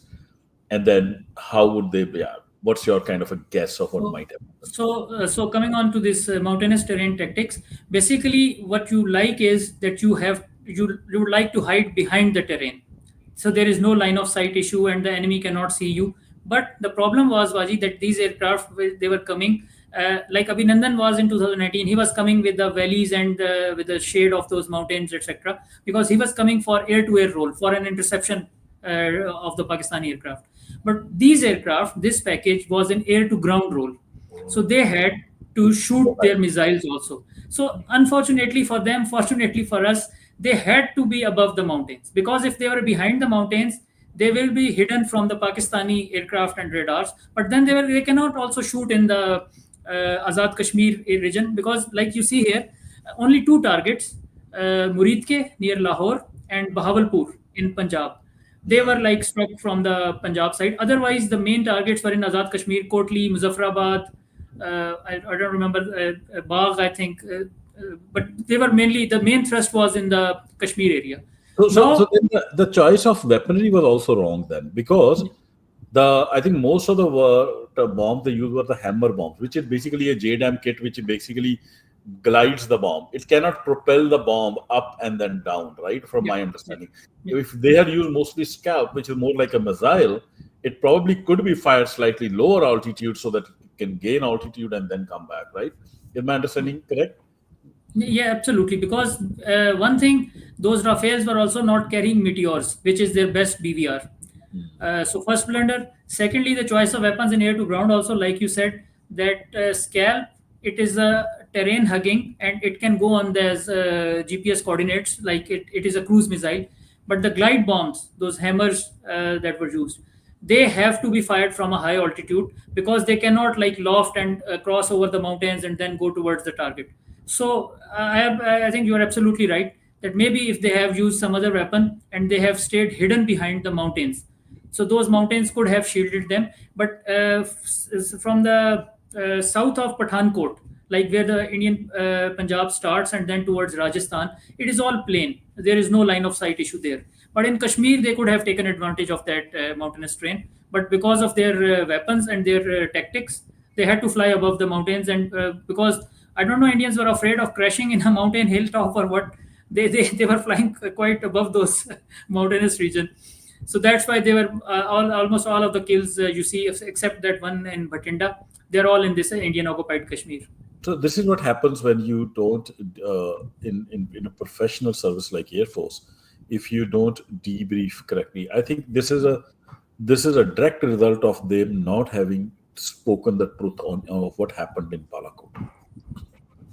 Because if you had taken already a beating in the hills, you better be very conscious of what's debrief properly. I think they lied to their entire country and about what happened in Balakot. So if they, fortunately this time they have admitted the losses. Like in the Balakot time, they didn't admit it. They said we took down the F-16, and Abhinandan was a Mahavir Chakra.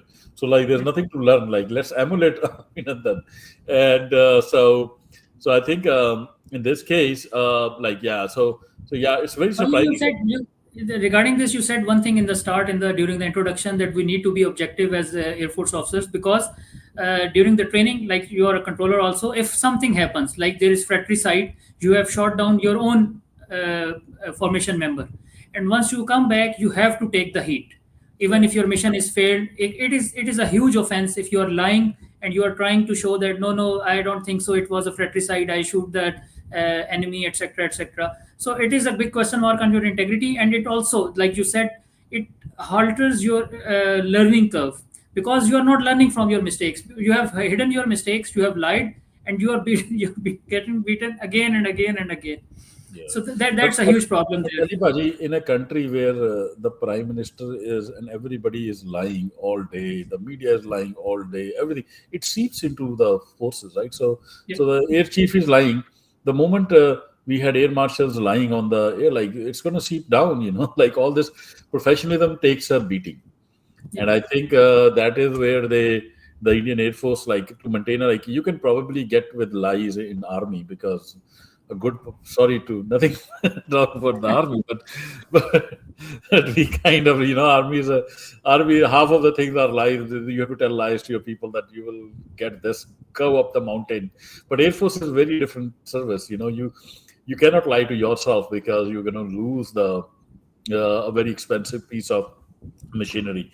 And so here, like yeah, this is very surprising that these guys were chose the wrong weapons, went high to drop their glide bombs, and then probably like when they went high, what will in the formation, how would the formation would be, like would some in the today's world, like in the old world when you had dedicated bombers, then interceptors, now you have multi-role aircraft like Rafale, Su-30, and what you call Mirages, will still be like those Mirages which are configured with ground to air weaponry.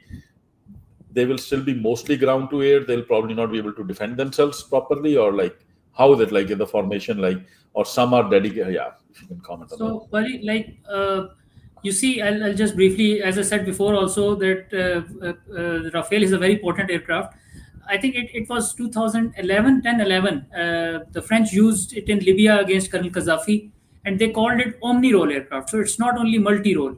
They said our two aircraft, only 2 to 4 aircraft, they can do everything. They can scan the area for the targets. They can do air to ground. They can do the air interdiction missions. They can do air to air roll. So it's a complete package. Complete. The Rafale aircraft is omni-role aircraft. I don't understand why Indians didn't use it in that role, because the configured Rafale in Bhatinda, the wreckage was identified that it was carrying only Mika missiles, not meteors. And there was I was just reading his name also. I don't remember the name right now.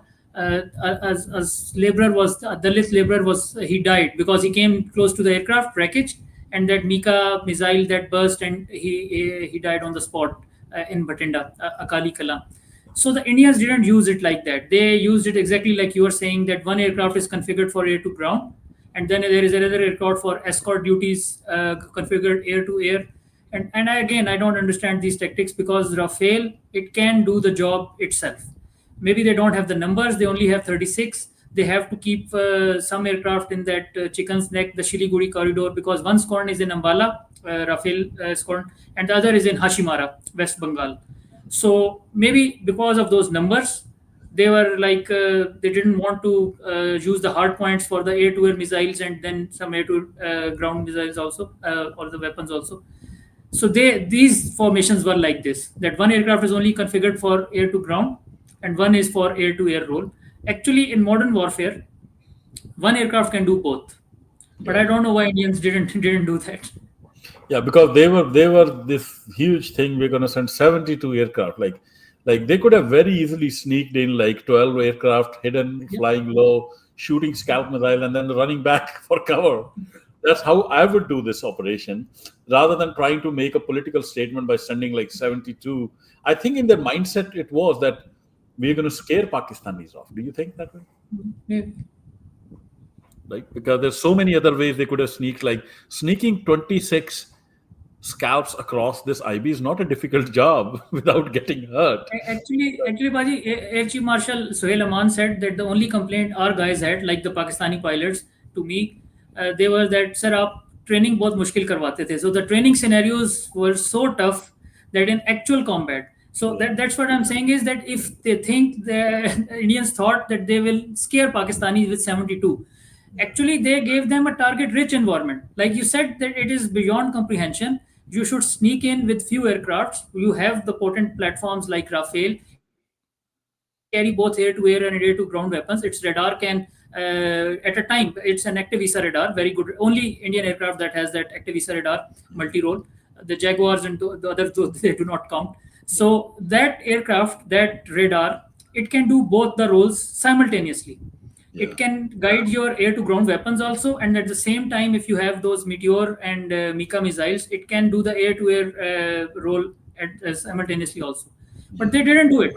And again, they give target rich environment with 72 aircraft. And that's a blunder. Again, that's a blunder. Lucky for us, but I don't understand from professional point of view. And all, they are not on one data net. They're all talking to Yeah, RT yeah, each other, informing everybody we are coming. Their jamming parts are on.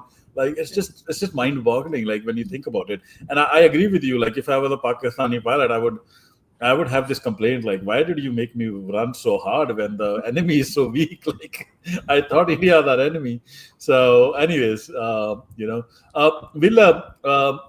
talk a bit about before we run the RT. Like, the Air Marshal Aurangzeb is going to actually run the RT for people is radio telephony. Pakistani Air Force was able to. They played some part of it. They didn't play the whole part of it. I think what they're claiming is they played the Godzilla formation radio telephony.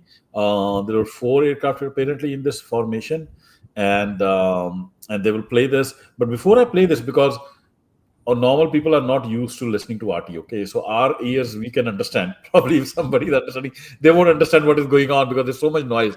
But like for a pilot and for a controllers, our ears get tuned to figuring out what is being said. But so what I will do is before I play it, maybe we'll just read this RT. Ali Hamza Paji, right? And if you can, I think if you can talk about what you can gather from this radio telephony transcript and help people understand, that'll be great.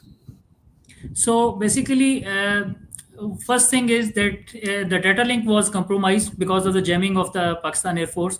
So the Rafael leader, the Godzilla leader, Rafael formation leader, he couldn't see on screen where is his number 3.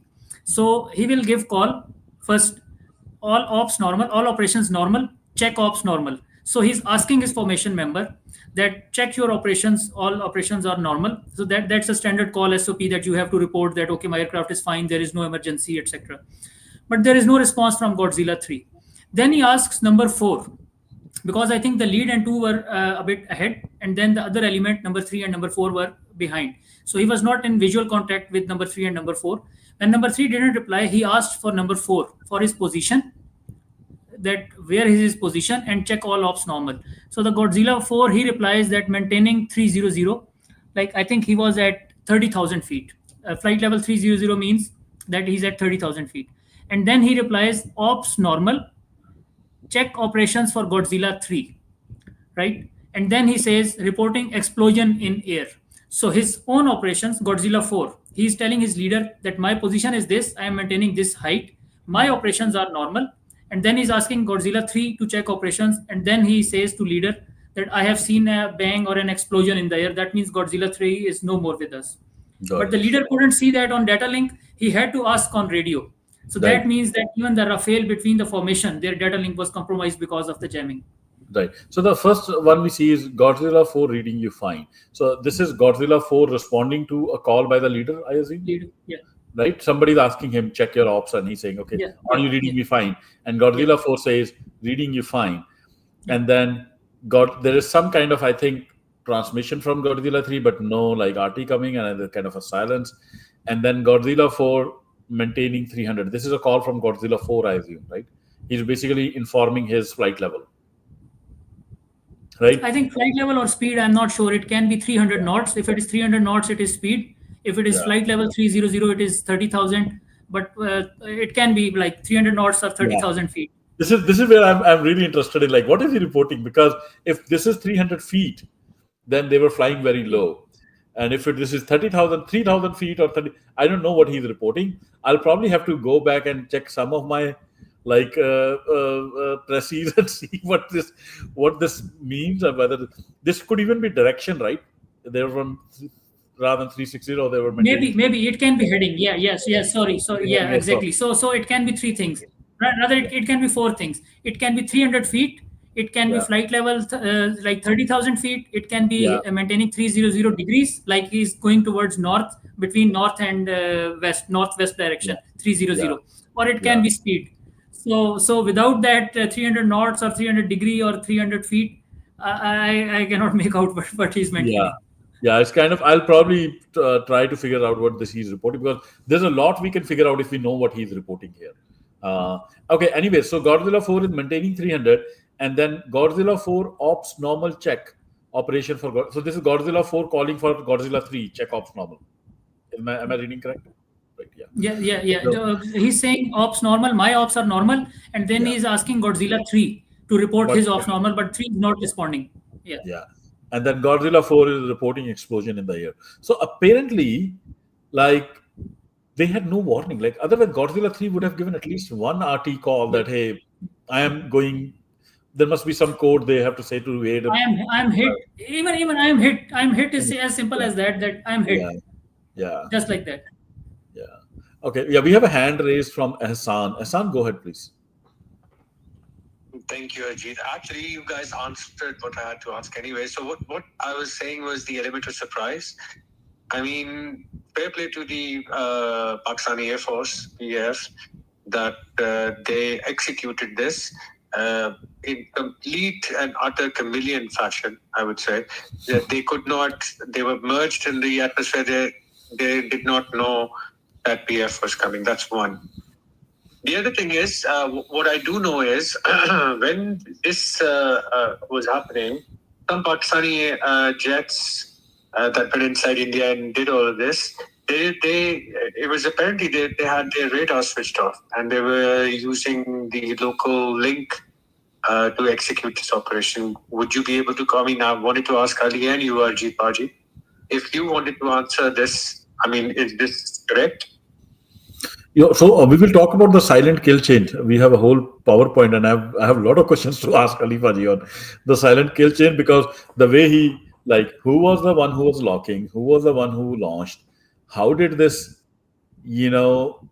like, how were they able to launch in a silent mode, and how were they able to provide guidance? And yeah, we're going to talk about that, Hassan Paji. There's the PPT I have. I want to open that PPT, and we are almost there. If you can just hold on to that question, we'll come to the silent kill chain. Well, I don't want to double duty it. I want to spend more time on that, because that is the track. No worries. It's a very interesting conversation. I had left another space to come here, to be honest. Okay. I'm listening completely to you, Ali, and you. Yeah. So we're going to skip the silent kill chain part, and we're going to come back to this. We'll continue with the Marshal Aurangzeb's presentation, and now he's going to run the RT. Let's listen to it. Share the call sign is Godzilla. As soon as those animals are extinct, so this one also got extinct. Please play.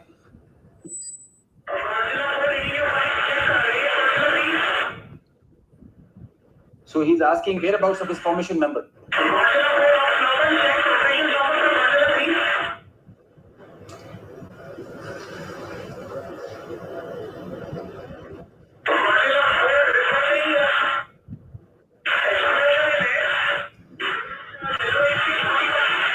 So the formation knows, his leader knows that his number, one of his fight member is not there.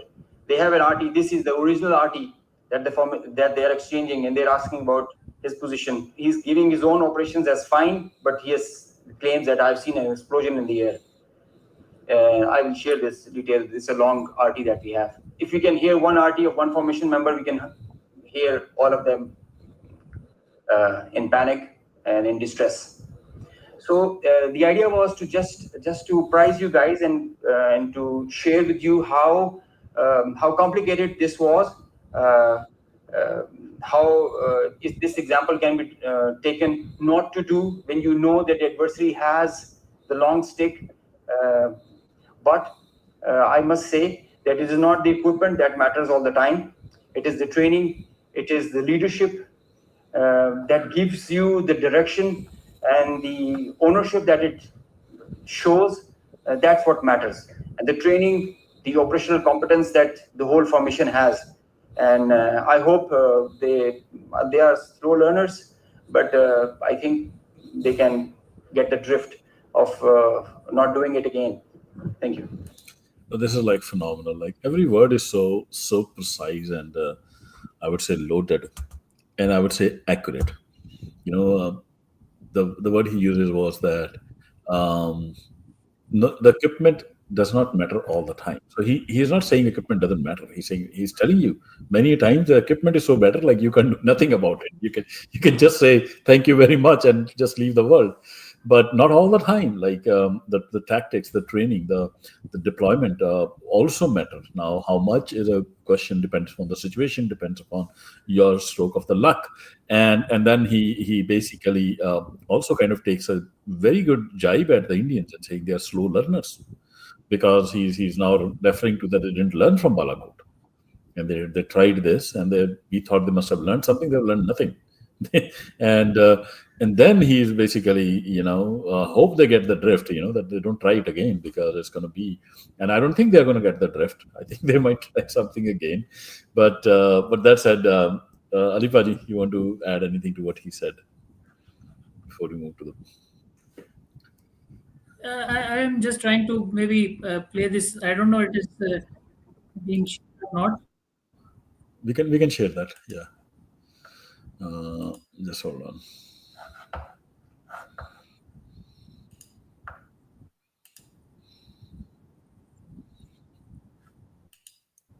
So what you have to do is you have to share your screen.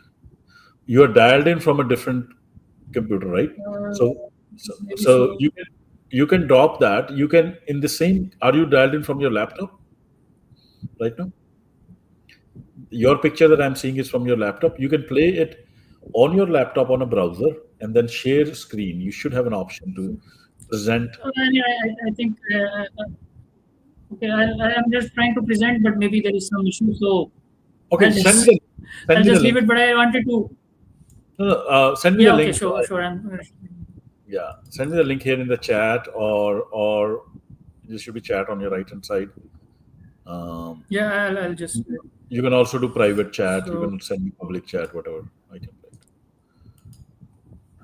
so On the right hand side, there should be a link called private chat. yeah.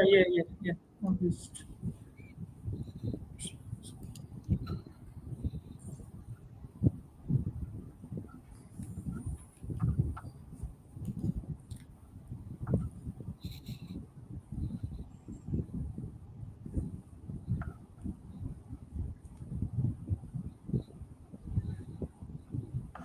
And Alipadi, you've already spent a lot of Just time. to save time. Whenever Yeah. you want to Just drop to off, save time. yeah, I'm going to continue the space. I know it's late your time, but the space will continue. No. Absolutely, no problem. I'll just. I think there is some issue here. I'll just text you there, so we can continue with this. But I just really wanted you to hear to this 40-second video of H. Marshal Baduria. So you Okay. can continue with the space. I'll send the link to you directly here. Oh, sure. Okay, so let's just let me now talk a bit about um, let's talk a bit about like the equipment that was there, and we'll come to the silent kill chain. Okay, so this slide, it talks about, I've done a comparison of what Pakistani Air Force has and what the Indian Air Force has. To my knowledge, Pakistan Air Force has a 30 plus J-10 CEs. India has 36 Rafale, which I think is comparable. I think Pakistan has 40 plus JF-17 Block 3s. India has 260 Su-30 MKIs, which I think are comparable aircraft. But I think the difference is this, that the Indian side only has Rafale has ASA radar, active electronically scanned array radar. But on the Pakistani side, their J-10Cs plus their Block 3s both have ESA radars. I don't know about F-16, but pretty F-16 sure. doesn't. Yeah. The Pakistani F-16s, they do not have active visa. Yeah, so 70 of the Pakistani aircraft have ESA radar, while only 36 of the Indian aircraft have ESA radar. And ESA radar makes a huge difference. So this is where, like buying the right equipment, even with less resources. If you see the total number of fighters that the Indian has is double the total number of fighters that Pakistan has. But the fact that the Pakistan has bought the right type of equipment, right? The ESA radar. Do you want to? And we probably talk about the ESA radar a bit. What a big difference it makes. Yeah, here it is. Pakistan has 70 plus ESA radar equipped fighters. India only has 36. And this is and then after ESA, the next best is what we call phased array radar. And again, Pakistan only has 70 plus, and India has 296. India has heavily on phased array rather than actively electronically scanned array. So, so can you talk about the advantage that ASA radar gives to the fighter aircraft, Alibar? So basically, a very brief. I've also sent you the message, that link, so you can meantime also see that. I'll just briefly tell the audience about the radar technology. Initially, it was pulse Doppler radars. There is one transmitter and one receiver. So you throw a beam, electromagnetic wave, it strikes a target, and it comes back. The receiver receives it, and then because the Doppler shift, it's a physics phenomena that once an object is receding or coming towards you, the wavelength changes. So you can calculate it, that whether what's the range and whether it is coming towards you, or it is going away from you.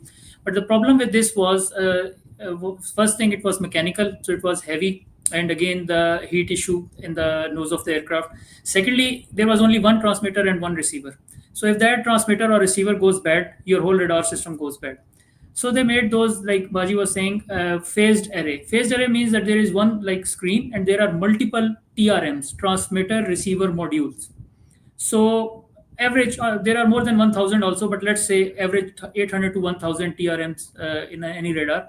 So even if some of them they go bad, your aircraft, the radar, it keeps working. So another advantage is that because it is not that mechanically scanned, the antenna does not have to move mechanically. So it electronically beam goes right or left. So the heat issue was also, to some extent, it was catered for. Now comes active ESA radar, because even with the phased array, even if the radar is in air-to-air mode, you cannot see, you cannot go to the air-to-ground mode or at simultaneously multiple modes in that phased array. Let's call it passive ESA, passive electronically scanned array. Now in active ESA, the active electronically scanned array, there are, let's say, 800 to 1,000 TRMs, transmitter receiver modules. First thing, again, there is no heat issue. There is no mechanical radar which is moving. And secondly, you can ask some of your modules to look in the air, and then you can see, yeah, exactly, the very good says, yeah, active ESA radar. This is Raven Select radar for the Gripen. So you see at a time, some of the transmitter receiver modules are looking ahead, some are looking towards the right, a target is locked, right? Some to the left, and even some at 9 o'clock position, very high tracking angle with the active ESA. So simultaneously, you can see. Now, before that, mechanical radar, the one lobe you can see in the center, which is looking at these two targets. So previously it was like this, that you can only scan ahead of you. This cone, yes, exactly. But now, just imagine the Gripen locking a target at 9 o'clock. So the Gripen is facing, let's say, eastwards, and there is one target at, I'll say, 9 o'clock. I don't know if the audience understands, but I hope that exactly to the left of you. So the radar is in the nose, 12 o'clock, looking forward, but you can lock it to 10 o'clock position, like this down, or at that position. Lastly, I'll keep it brief because, again, if it becomes technical, it can get boring also. The most important thing in active ESA is, Paji, the low probability of intercept, because it does not trigger that much the power, its power output. It is better with even lesser output. So it can lock the target, but the target will receive, the radar warning receiver will be triggered at very low ranges. Previously, it could be triggered at very high ranges also. And the electronic countermeasures, like if someone is trying to jam you or trying to do electronic countermeasures on your radar, it has very good electronic countermeasure features, and it can avoid that jamming and all those issues. So in a nutshell, the best technology right now in airborne radars is the active ESA radar. Yeah, that's correct. And I was trying to get that low probability of intercept a good visual for people, but let me see. Let me see if I can get.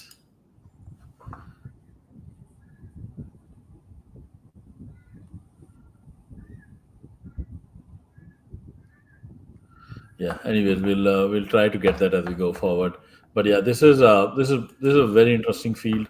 And the ASA radar, I think this is where it's going to become critical as we go into the presentation.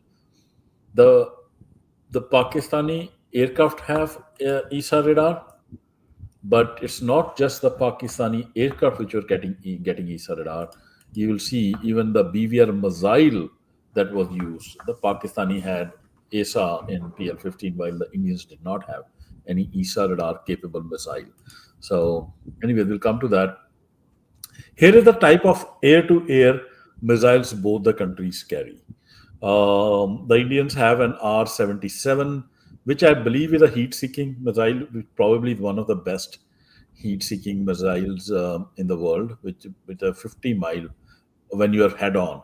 If I'm wrong, let me know, Ali Hamza Paji. Maybe it's, I think it is a heat-seeking, but we'll talk about that. The main missiles, that the most capable missiles that the Indians have, basically is the Meteor, which I am kind of surprised you're saying they were not carrying.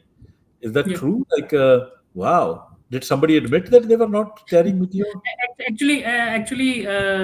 First, Paji, the R-77, it's a BVR. It's not IR. That is R-73 Archer. So R-73 and R-77, the nomenclature it makes. So R-77 is adder. It is BVR, Russian BVR. But as you see, the range it is quite limited. So the Meteor, it was seen on that wreckage, one in Batinda, which I'm telling you that there was a farmer or laborer also. He came close to the. His family is asking for compensation from the government. So on those visuals, you can see that the only missiles that wreckage on the wreckage you can see were Mika missiles. I'm not sure about all the 14 Rafales, but the wreckage video of that Batinda Akali Kalam, there was no meteor on that Rafale. I'm 100% sure about that. Now, again, I think I have heard it somewhere that some Indian OSINT account that our Rafales were not carrying meteors. Otherwise, we would have shot some Pakistani planes also. And I was like, bhai, why they were not carrying? Matlab, it's not my problem if they were carrying. So there's no official, because officially the Indian generals and the Indian politicians, they are very tight-lipped. They have not given any details. But I'm 100% sure about that Akali Kalam, Kalia, whatever, if I'm pronouncing Akaliya it Kala. wrong. Akaliya Kala. Akaliya Kala. Okay, yeah. So let's say Bhatinda. It's easier. Bhatinda is easier. So the one close to Bhatinda, the visuals of that tail of the Rafale, the M88 Snecma engine, and then the wreckage with the missiles. There were no meteors, only Mika missiles. And Mika, it is both IR and also it can be used as radar guided, but its range is limited. So that is again my question, a big blunder, that you have the best PVR, that Meteor. Yes. Theoretically, it is better than like every other. Like you see, even PL-15E, if we say 90 miles, so 120 miles is better than that, and you are not bringing your best weapon in the game. I don't know why. I have no clue why. Like, that's why I was surprised when you claimed that they didn't equip it with the Meteor. I'm like, that will be suicide. I'll call it suicide, nothing less than that.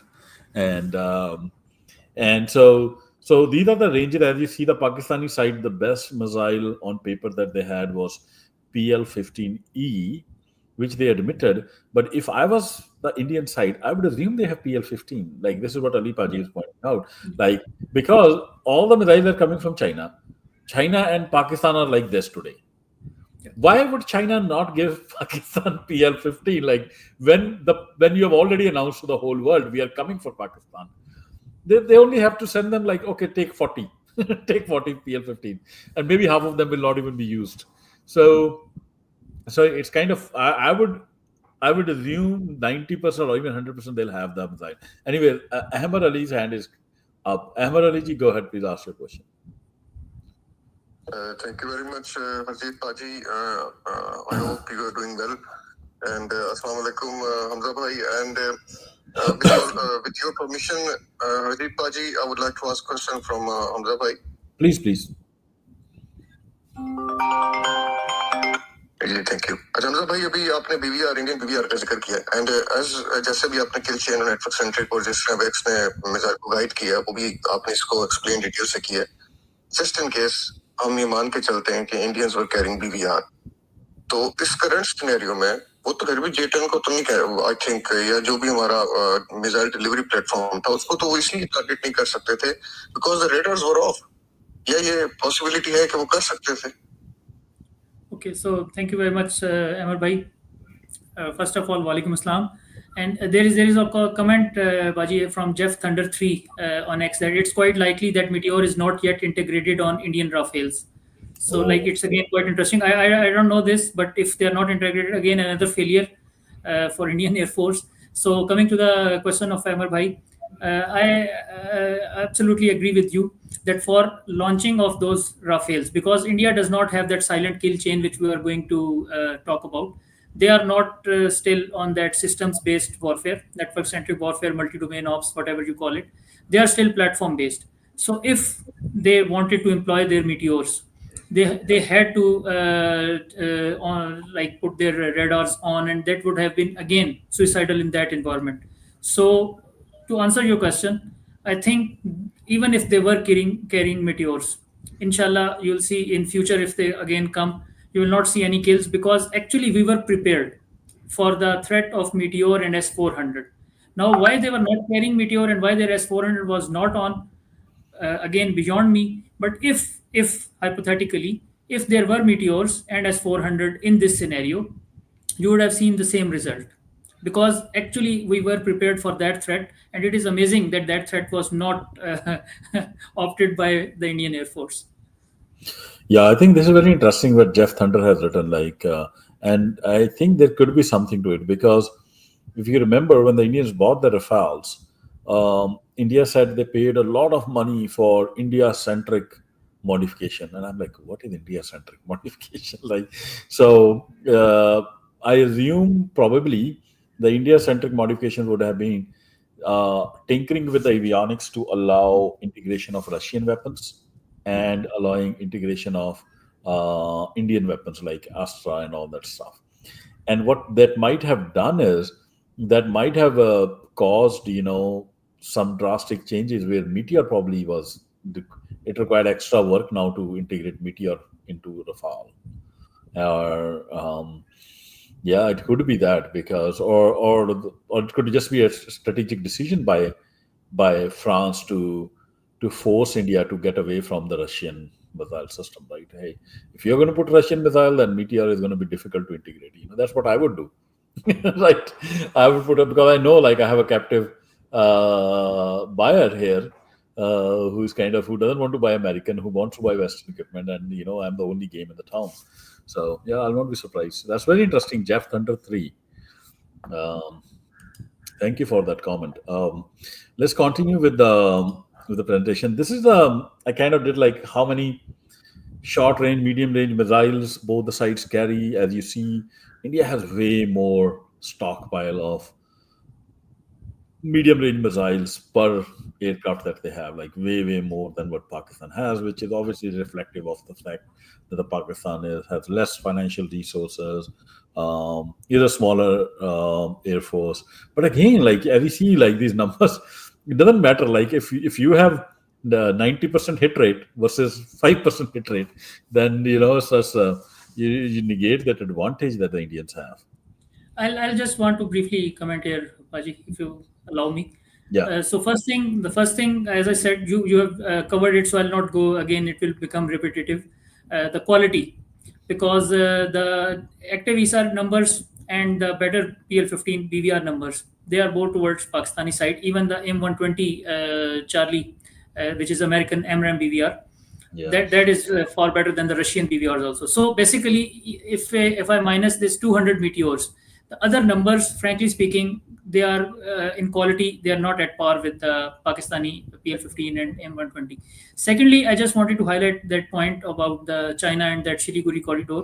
The Pakistani policy is India-centric. So if, hypothetically, like I can pitch my 100% numbers against India, but the Indians, theoretically, again, I don't know how they are going to fight PLA Air Force of China, but again, theoretically, I have read the doctrine of Indian Air Force. It was in 2020. It was published in 2020. So it talks about two-front warfare, that they will cater for PAF and PLA, PLAF Chinese together. So again, theoretically, I can pitch all my aircraft and my missiles against India, but India has to keep some of them in that Siliguri corridor or some in the backup for Chinese and the PLA Air Force threat. So even if these numbers seem that India has a lot, the problem that they cannot pitch 100% of their all the weapons against Pakistan. They have to keep something for China. Now that's a separate debate. How will they counter China? I'm not going in that debate. The current situation of Indian Air Force is bleak, But just theoretical from point of view, I just wanted to highlight this point that they do not have that luxury to put all these missiles against Pakistan Air Force.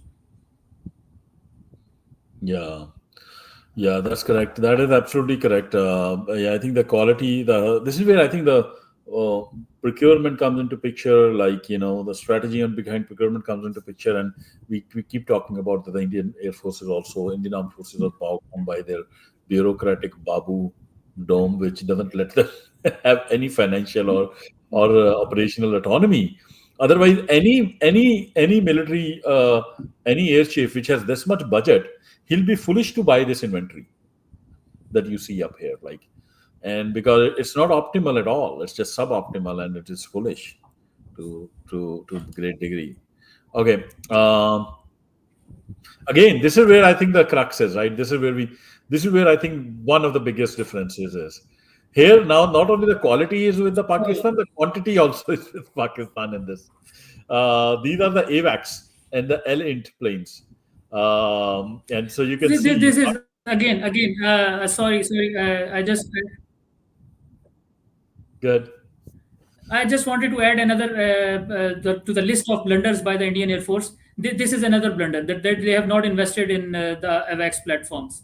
They are focused on this air defense systems and fighter airplanes. A huge blunder by Indian because the area of India is about 3.7, like four times more than Pakistan. So I have less area to cover, and yet to see the number of AVAX Pakistan Air Force has, and they have a huge area to cover, and you see the numbers they have. So again, another blunder in this AVAX So they have, doctrine. so just to help people understand, because you understand these numbers, Pakistan has 9. These top numbers are important. Okay, we'll not talk about LNT for now because many of these AVACs are LNT capable as such. The 9 SAB 2000 plus 4 ZDK3, and I think ZDK is Chinese, I assume. Yeah. Okay. And India, so these are the AVACs come LNT come electromagnetic warfare platforms. Now, India has 3 Netra, and anything India has indigenous, you can just write it off. Okay, just write it Yeah. off. Take my word for it. I have borne the brunt of Indian indigenous manufacturing. I worked in a unit which we were forced to rotate an Indra radar, which the only thing it gave us was in my 5 years rotating the Indra radar, and I'm not exaggerating, Ali. I had never picked up a single aircraft. 5 years I ran that radar, not a single aircraft. Okay, now tell me, is there a bigger scam than that could have been imposed? And every year they will take it to the Republic Day parade and run it. And all these Bhagas and Indians are like, oh, Indra radar has come, अब तो हम दुनिया हिला देंगे और उसमें आता तो कुछ है नहीं है Indra. ठीक है. Anyway, there are a lot of stories I have for Indra radar, but that is Netra. I have not seen Netra. Maybe it is good, but anytime we talk about India having made a radar, I basically put a cross. Unless I see it, I will believe it. So they have 3 AE-50I IL-7. This is a Russian aircraft in which they have, I think, put a Israeli radar somehow. Yeah. So they have 3, and Pakistan has 13. So we're talking about like 4 times AVACs that Pakistan has, and Pakistan is 1/4 the size of India. And so this again tells you the platform centric thinking. Like you can say this is also platform. Why does India does not buy this platform? So the India does not buy this platform because the Indian mindset is all about pilot oriented. They want all the flying flashy stuff. This is not flashy. This is a big transport aircraft in which controllers will sit and they will do engineers will sit and they will do electromagnetic warfare. So this is nothing where you can have flashy, flamboyant Ray-Ban Dalke. I am flying Rafale. So the Indian, whatever meager budget they have, first of all, they don't get the required autonomy from the Babus, and then whatever they get the little autonomy to buy stuff, they go ahead and then buy. Obviously they'll say, "Oh, this is our opportunity." They'll buy the flashiest, aircraft in the market rather than think of it like a holistic warfare and then buy every single piece, no matter how non-flashy, how non-flamboyant that piece is. It is important in war, and you have to bring it together. So the Indians are basically flying. I would say the Indian side is fighting a war blind. Will that be fair to say, Ali? Yeah, absolutely. Yeah, like the same chest thumping and the vanity and ego issue we were talking about before. You summed it up very well. That these assets, they are not that like that romantic dogfight and the knights of the air and warriors, etc. So these are very important, but unfortunately, it's not that eye catching, like you said. So if you want that, you have a fragile ego and you want to show the shiny toys, you will focus on like I think Indians, the whole package. It comes out to be around 210 million plus per Rafale aircraft. With that, their maintenance and their training and their spare parts and the MRO facility. No, So no, you more are than that. spending, More than that. yeah. No, no. So just imagine 210, 220 million dollar plus for one aircraft, right? Which is not integrated. Meteor is even not integrated. It is not integrated with that. You can buy in that same price an excellent this SAB or any other like. Why would I suggest them to buy SAB? Uh, they should continue with Netra, in my opinion. But just But saying Netra is that, very good. that with Netra should be done. that much money you can buy a lot of force multipliers, which they are not doing. Very good. Lucky for us, they are not going towards that side. No, you can tell them everything, Ali, but I'll tell you they will never buy. Because कहते हैं ना नकल के लिए भी अकल चाहिए. Yeah, Like yeah. this, as I said, it's not a problem of money. It's a deep sociological, structural issue on the Indian side. So that's why I say the gap is insurmountable, because it's not a technological gap. The gap is more deeper than that between India and Pakistan today. Anyways, so this is what makes the difference, and we'll talk about as we go into the other slides.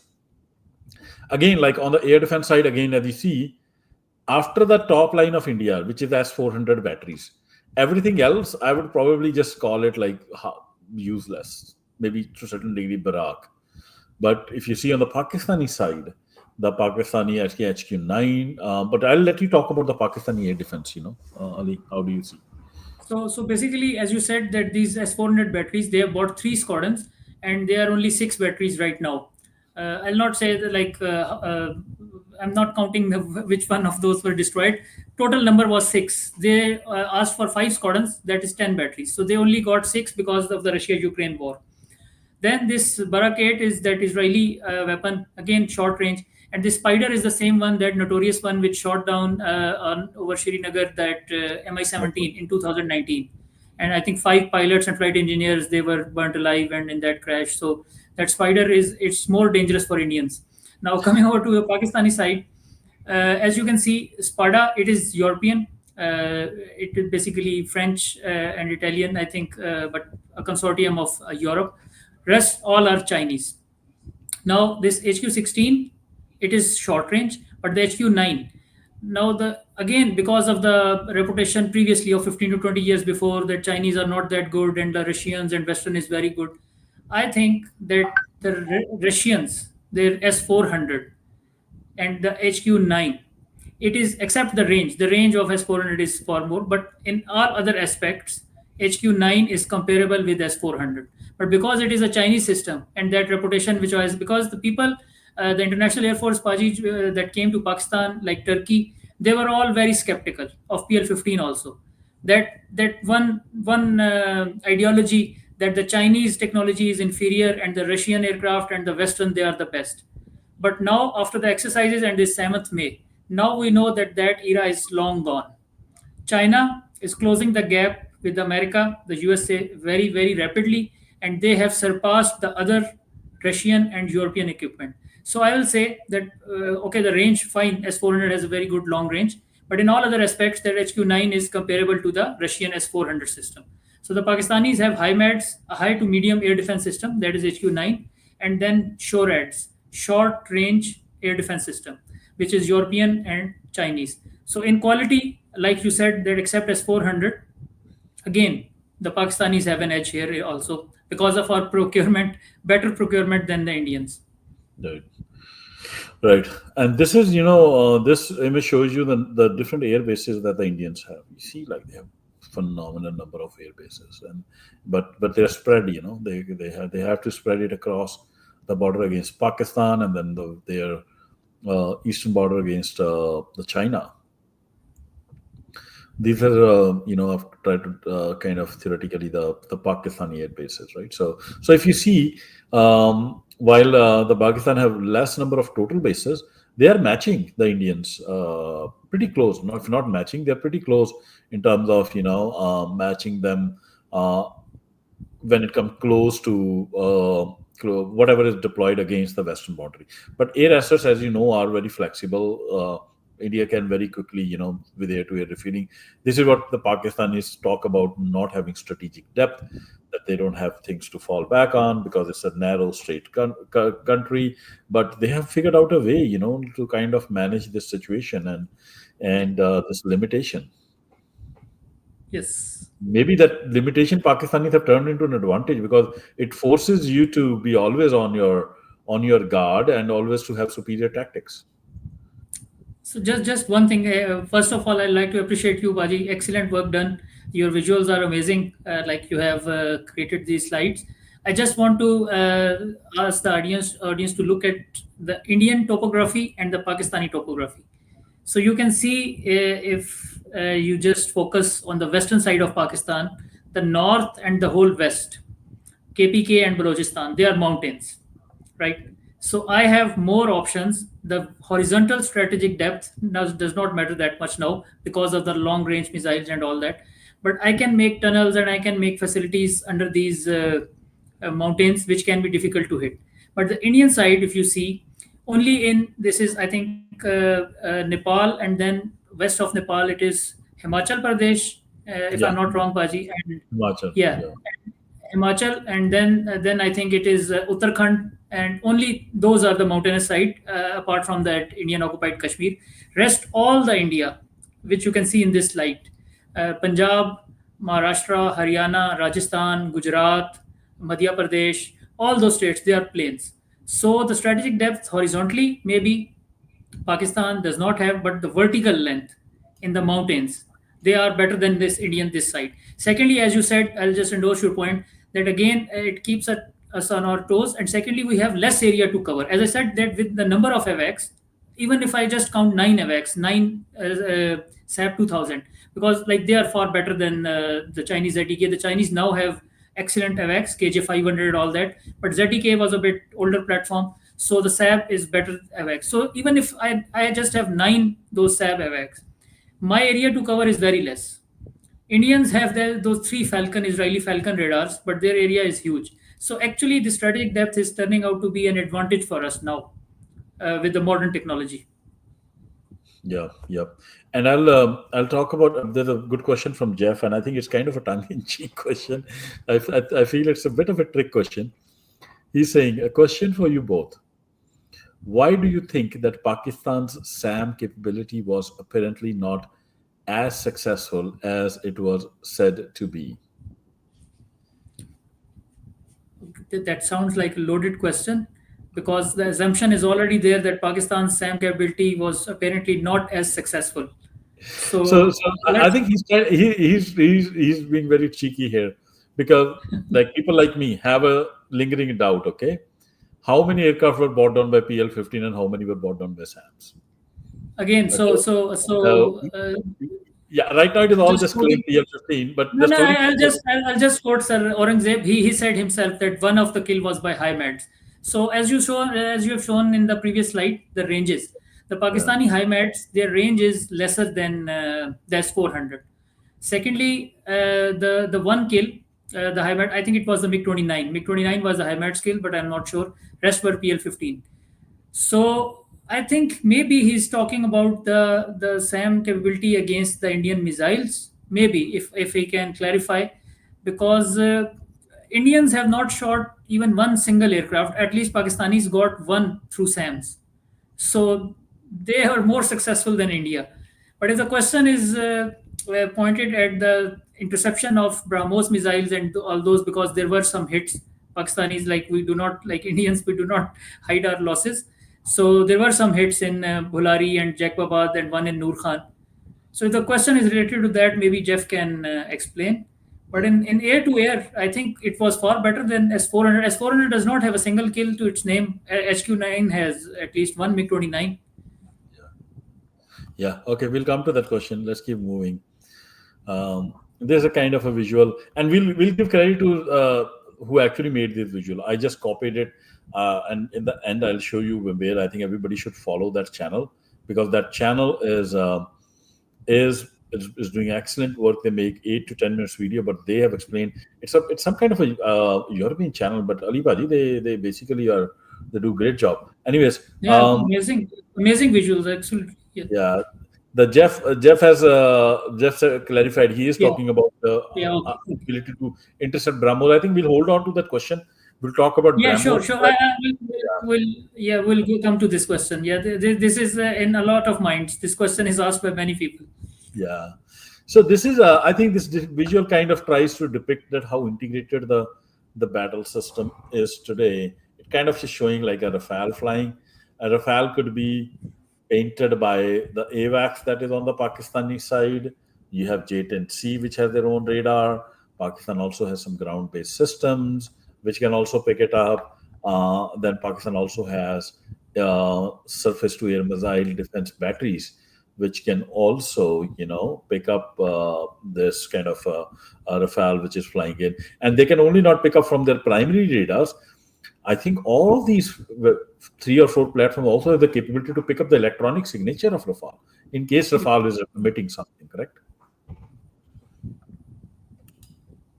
So this is how the integrated air defense system. I picked it up from some Pakistani presentation. It says Pakistan Air Force up here. Somebody made it and put it on the internet. So I picked it up. I think what this is showing is the kill ranges, if not the detection ranges. I assume these are kill ranges. I think it's an HQ9 battery where there's kill envelope around it. There's an HQ9BE here. Yeah, I don't know how old or relevant this is, but to kind of my idea of showing this was to illustrate to people this is what a aircraft is flying into.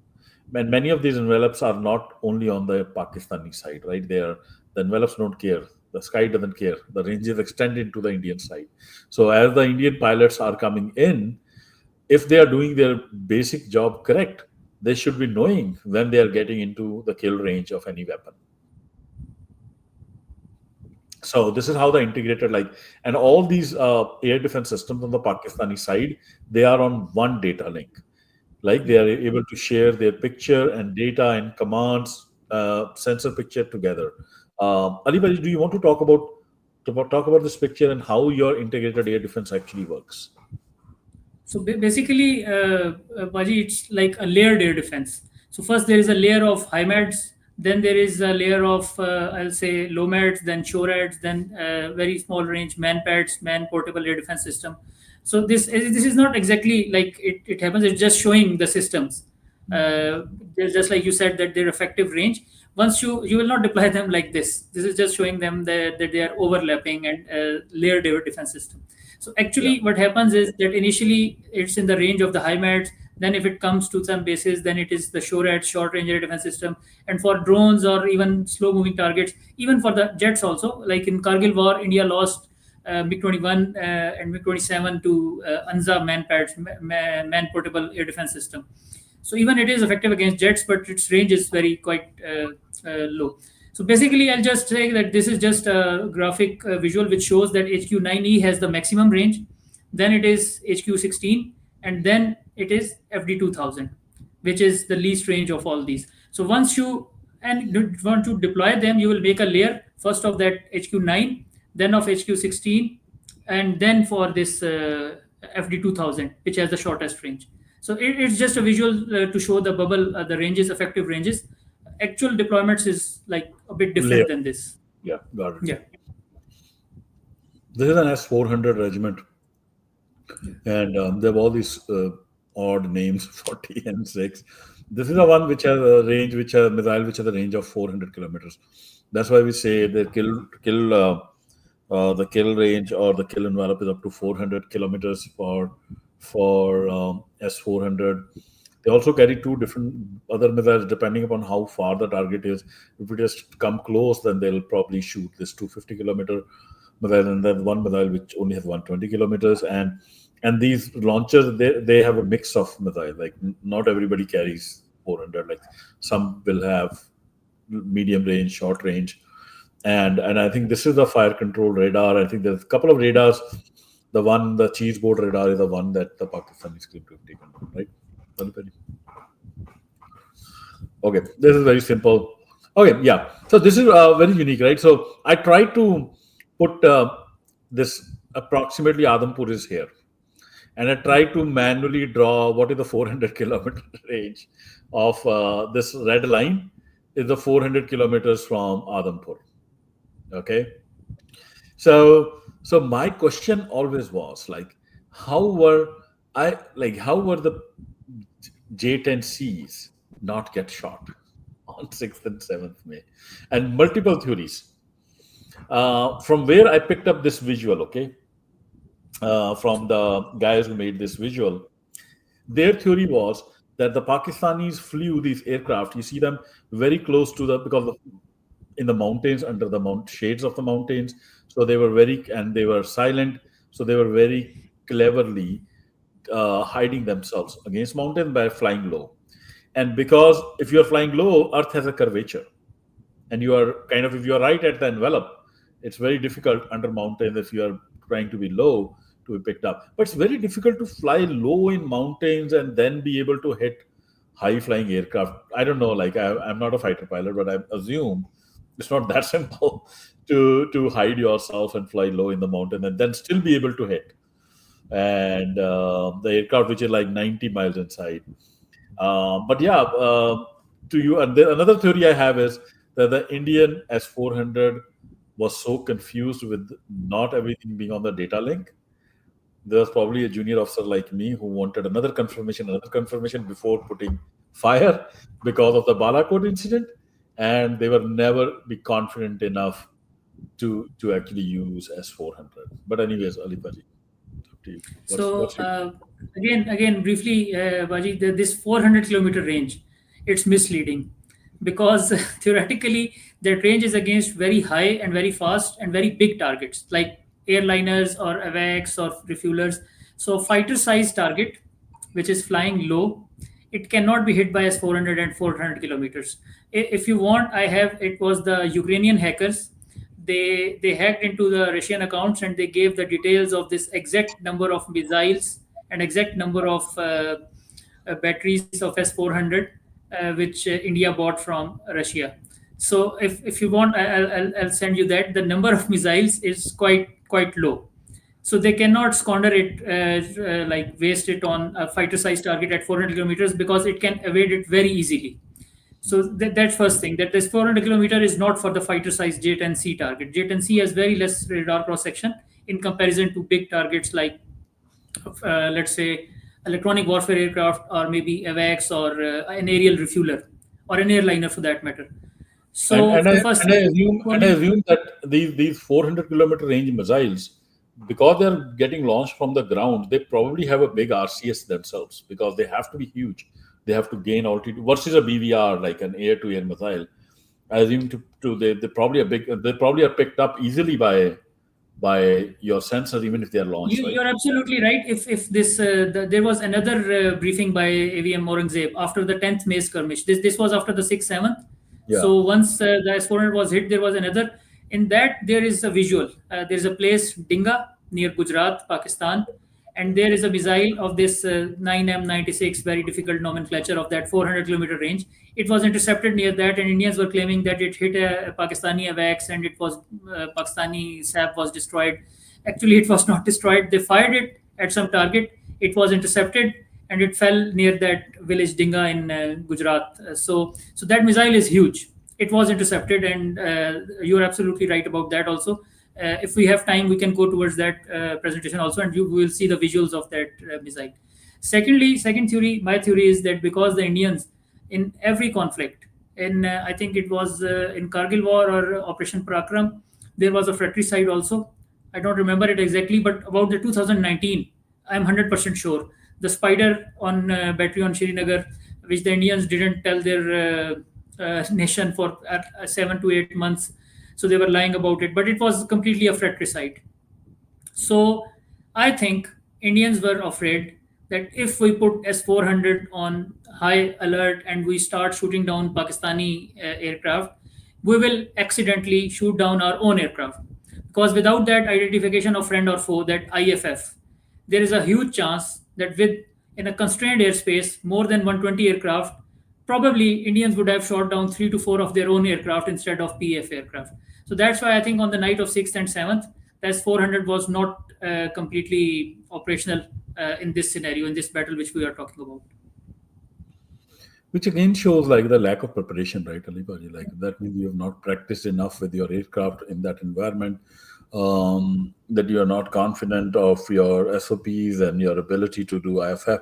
But I would fault the operators. I think I would. This is a sure shot.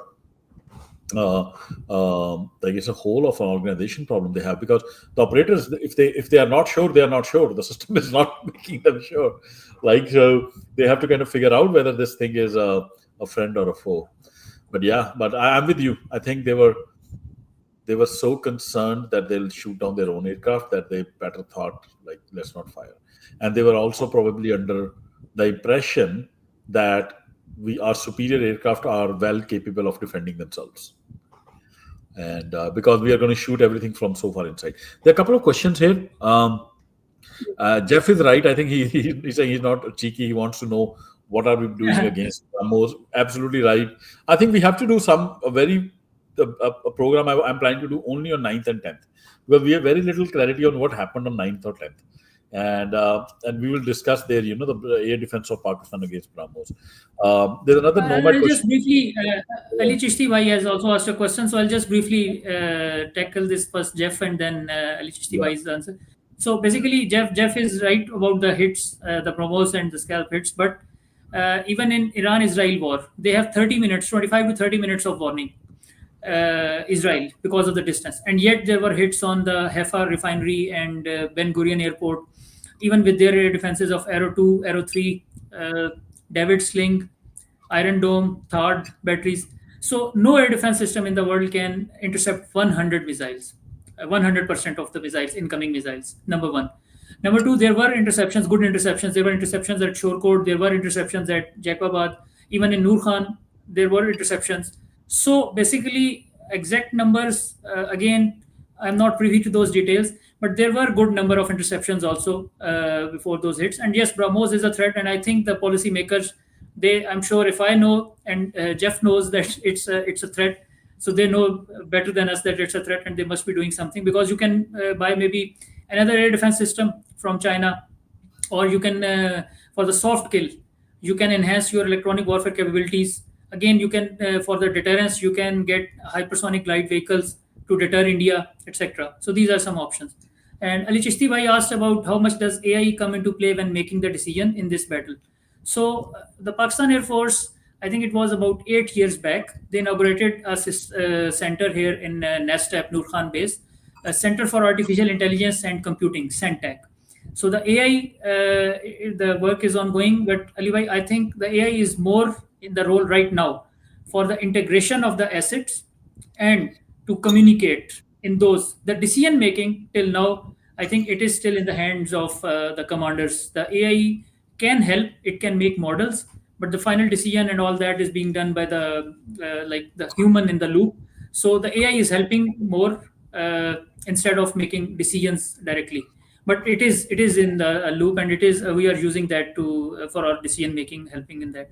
And lastly, Nomad is saying, want to know were any of the BrahMos? Yes, there were some surface to surface BrahMos, and also there were some air launched. So both of the versions were used of the BrahMos. So that's for the questions. We can continue. I would say that some bit of AI, maybe it's machine learning and not totally AI, probably is. I'm just going out on a foot speculating. Should probably have already been built into PL-15. If not, it will definitely be built in, wherein you fire a PL-15 at a group of targets, and the decision which one to hit can come very late. Like, because as you fire, you're just firing, and these all aircraft are maneuvering, and you cannot predict what maneuver they are going to make. So as you get closer and closer, now out of 4, what is the most optimal one to hit, that decision could almost happen real time by the AVAX or by some computer chip within AVAX when it is within PL15 when it is opening up its terminal dial. Because the fact, like, you cannot just, I think the old environment where you lock onto one and the missile is going after that, that has to go off, because it's not an optimal thing to do, because you could have made a suboptimal decision. The aircraft could have maneuvered in a way that it is now more optimal to hit the number 2 there rather than the number 1. And I think those kind of autonomous decisions will probably be built into these missiles, where you just fire a bunch of missiles at a bunch of aircraft. There's no friendly, and even if there's a friendly, there's a way for the missile to figure out which one is a friendly and then pick up the most optimal. At the late you make that decision, the better it is. Like, there's an optimal point, because where number 3 might be more optimal target than number 1. So that's it's like another huge debate for another space, like the AI and the drones, like loyal wingman concept, the combat collaborative aircraft, a manned aircraft flying with 2 or 3 drones, and the AI is making decisions for them, and they can even come and take a missile for the manned aircraft also, things like that. So that's a very interesting debate. Jeff has another very nice comment about that Abhijit Iyer Mitra, the greatest defense analyst India has, he said that once the aircraft Pakistan Air Force will take off from Sargodha, S-400 will hit them.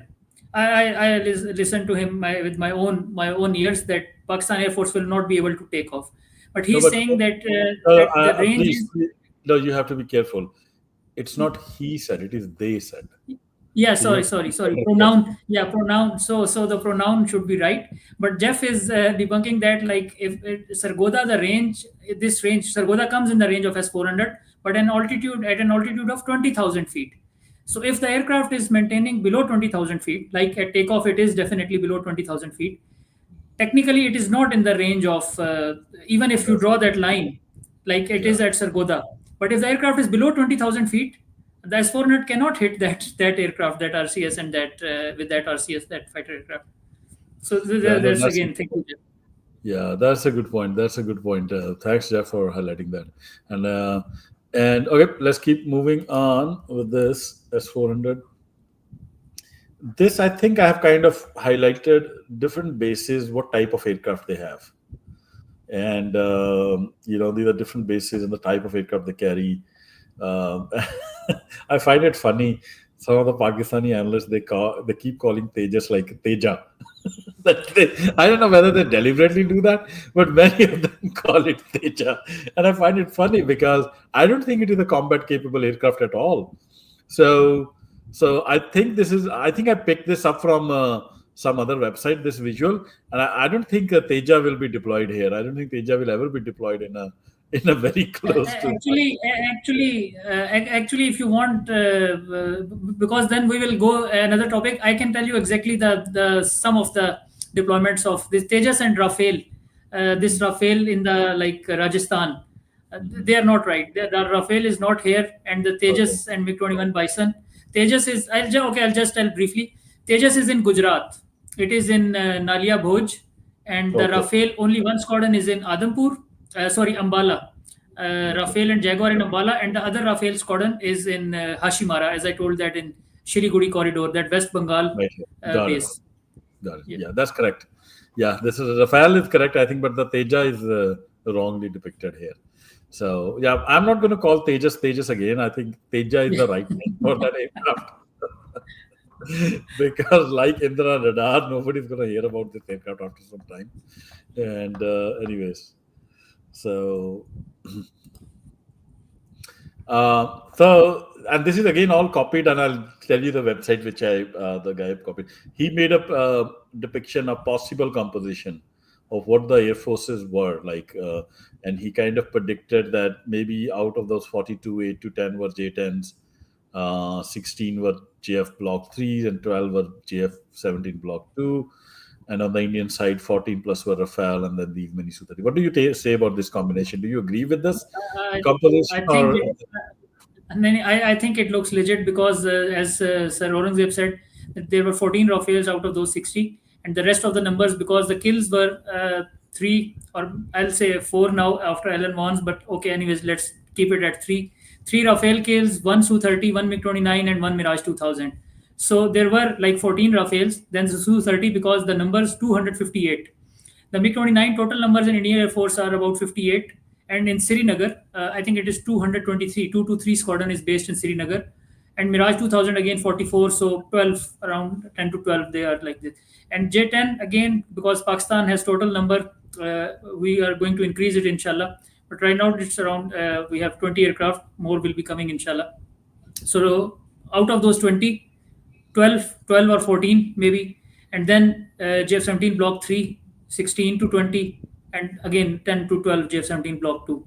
So this is a good educated Good guess. educated guess, right? So one good educated guess that the Indians should make is, why is on their side no Teja got airborne? And it doesn't require education. It just requires Yeah. it requires basic common sense. Unless you are hypocritical to an extent that you don't want to ask the question. Why is Teja always missing in action? I asked that question. And yeah, this is just the dimensions of PL-15 compared with AMRAAM C5. And but the next chart is more, PL-15 seems to be slightly bigger than AMRAAM Yeah. C5, and I think Yeah, it's it is. probably because it has more propellant and everything. But the next chart is very interesting. So this is where the dual pulse motor kind of comes into picture. This is AIM 120C performance. So if you see, it can, when it launch, it immediately goes up to 4.5 Mach, and at the distance, this is 10 kilometers, 20. At the distance is in seconds per minute. I don't know what, but as the distance grows, the velocity is coming down. For 4.5, it keeps Yeah. dropping, right? So if I read it correctly, I think what it is saying is that at 90 kilometers, it is almost subsonic. Yes. If I read this chart correctly, the Yeah. AIM Yes. Yes. Yes. You are right. and and um, and I'm looking at the last chart only, the bottom one, Mach as number as a function of distance, and and PL-15. I have not. Yeah, this is the PL-15. PL-15 at 110 kilometers is 1.25 Mach as per the specifications. So, which is basically because of the dual pulse motor. Yeah. So, in that way, it is way better than AIM 120C5. Because AIM 120C5, you see, at 90 kilometers, I don't know whether it is kilometers or miles. I think it is kilometers, 90 kilometers, it goes subsonic. But the PL-15, even at 110 kilometer, it is at 1.25 Mach. So, which kind of, the dual pulse motor, I'll let Paji, you explain dual pulse motor. Why PL-15 has a dual? What does it So mean? another before the dual bus motor, another advantage, Baji, which we covered before, that it is Yeah. active ESA seeker, and the AMRAAM does not have active ESA seeker right now. So the dual bus motor is that there is one engine, you can see jet engine, let's say rocket engine, and it fires, and it gives you, there is a burnout time for the motor, let's say 45 seconds. So the MRAM, it burns, and after 45 seconds the fuel is finished and there is no more burning. Now it is continuously losing energy and speed, and it has to hit its target within that window. Otherwise, if the target is far away, it will lose speed and energy, and it will self destroy, and it will be a trash. There will be no kill. Now, what the PL-15 does is that the motor fires, engine fires, but there are, just to clear, like it doesn't fire twice, it fires once, but the solid fuel blocks, they are separated a bit. So once it fires for 45 seconds, and when it is about to go out, the other block, it fires again. So the motor has fired once, but the thrust, because the second block of the solid fuel, it burns after that. So that is why we do not call it dual engine BVR. We call it dual pulse. So the engine is one, it fires once, but there are two pulses of thrust. So like unlike AMRAM, that it only burns once and then it energy is losing, etc. PL-15 has that added advantage that once it is about to lose that energy because the burnout time is about to go out, it fires again, it burns again, and it gives it an extra momentum, and it has far more energy and speed till that impact, that A pole, we call it active. When the missile goes active, it puts on its own seeker about 30 kilometer, 40 kilometer. It's like different for the every scenario, but till it goes active and it hits the target. In the end, we call it also no escape zone. The no escape zone of the BVR is in which it is almost impossible to avoid that kill. If you are in the no escape zone of the missile and the missile has enough energy, you are almost a gone case. So the no escape zone, the energy and the speed, like Harjeet Bhai has aptly pointed out in the last graph of AMRAM, and now this visual of this PL-15. It has more energy than the M120C5 in that last end zone near the target. More speed, more momentum, more maneuvering room, and more energy because of the dual pulse motor. Yep. Okay, and I think this is again the visual that the thing when it started. This we have gone through. This is where we talk about the concentration of force. I think the word that Air Marshal Aurangzeb has used. While overall India had on paper numerical superiority, the PAF again like huge professionalism. Like they were able because they were so much clear where their aircraft were. They were on one data link. Everybody knew where everybody else was. Not only where everybody else was, I would assume Alipaji that they even like if you are a pilot, you are a or let us say you are a J-10C pilot, and you are on one data link. Would the J-10C pilot also be able to see where all the enemy aircraft are as well as his aircraft on his scope? So, Paji, for that you will have to put on your own radar. Like if I am using my radar and I can log the enemy, I can share that information with my number two. So if there are multiple J10, let's say, in that area, like you have shown, some of them are emitting, like they are at a farther range, and some of them are silent. So to answer your question, yes, absolutely. The one aircraft which can lock an enemy and it is outside the missile range of the enemy because it is farther away, it can share the target's location with the other aircraft which is much closer. But because it is not emitting, so you cannot electronically ID that aircraft and it is silently closing onto you, and the location of the target is being shared by another aircraft. It can be a fighter or it can be AVAX. So you Got do it. not need to lock the target yourself. Got it. So my question is like I know from like in radars when we integrate like multiple sensors are picking up the target. I'm pretty sure AVAX would have their radar on. AVAX is way far behind. It's going to have its radar doing 360 scan. They're probably going to be ground-based radars which are picking up the aircraft. And if they are all on one data link, I assume that AVAX plus the ground-based radar sensor system picture is getting fused into one picture in your COC, Yes. where your air Yeah. marshal can see everything, like where own Yeah. aircraft is, where the enemy aircraft is. What I'm trying to get is how much difference is now is that picture, is that whole of that picture being made available to the pilot of J-10C because he's also on the same data link.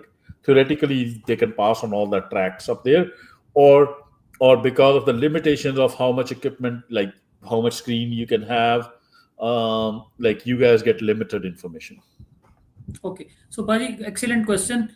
I think, again, it's my personal opinion, but I think because of the limitations of this data link, because the technology, it is not at that sharing of the data and videos, etc.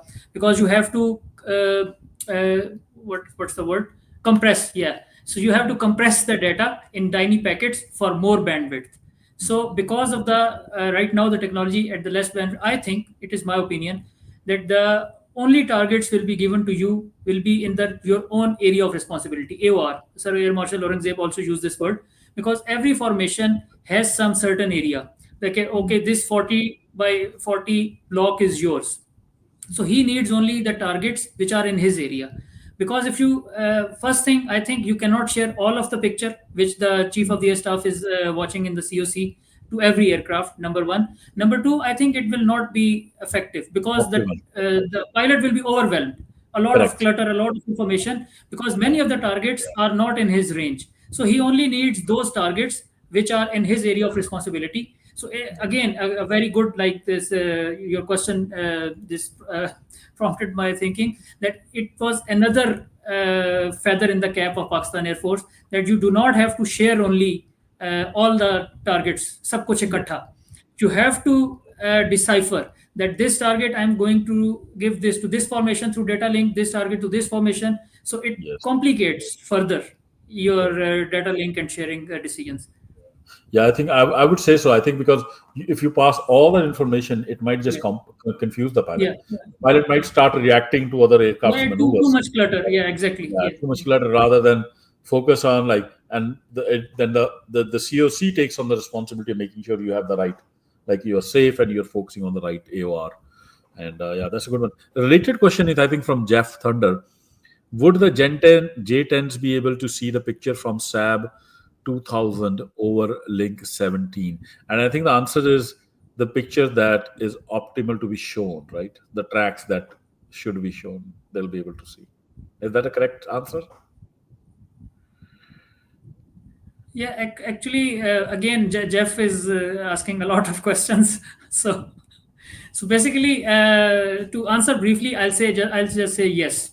Now, if somebody is thinking that SAP 2000 is a Swedish platform, it is a NATO platform, and it is on link 16. So there are multiple open channels on this. So you can make a channel that, let's say, just hypothetically, you have a ground-based station, and this SAP 2000 can talk to that station, and then that station can relay the information to J10.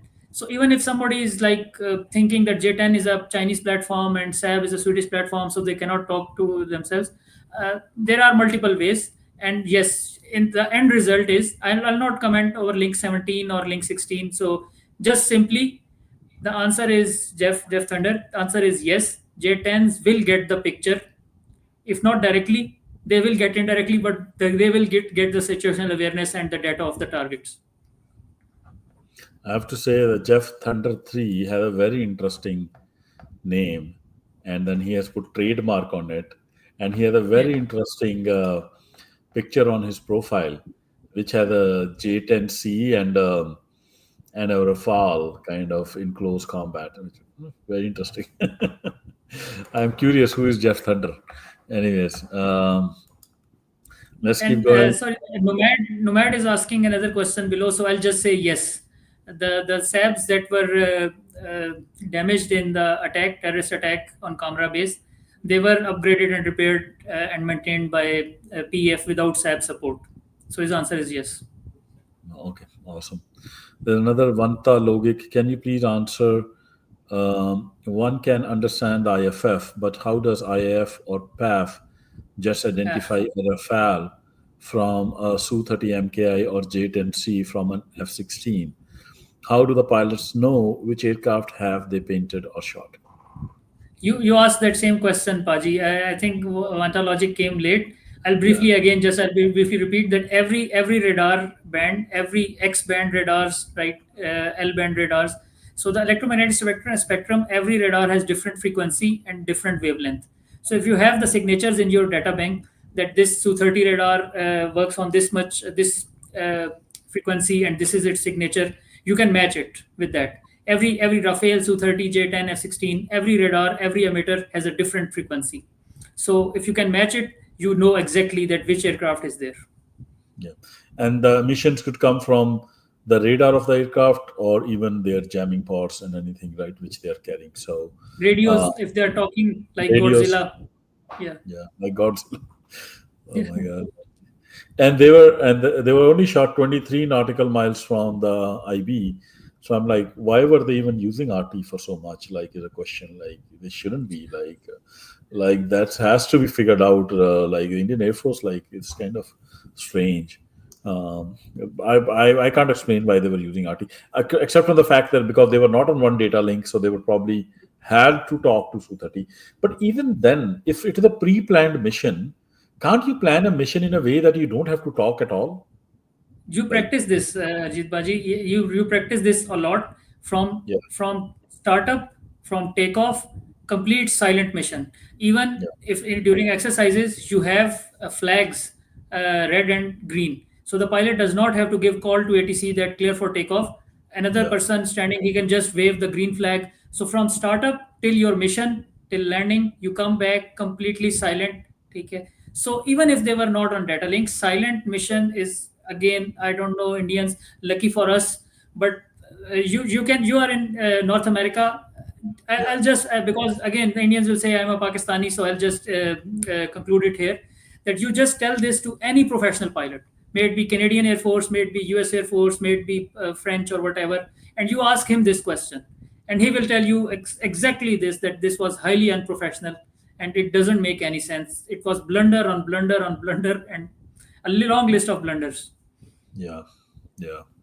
And okay, and this is a visual which kind of tells you that the Pakistani aircraft on the left, they are kind of silent, they don't have the radars on, but the real picture is being gathered by AWACS, which has a bigger radar in the back.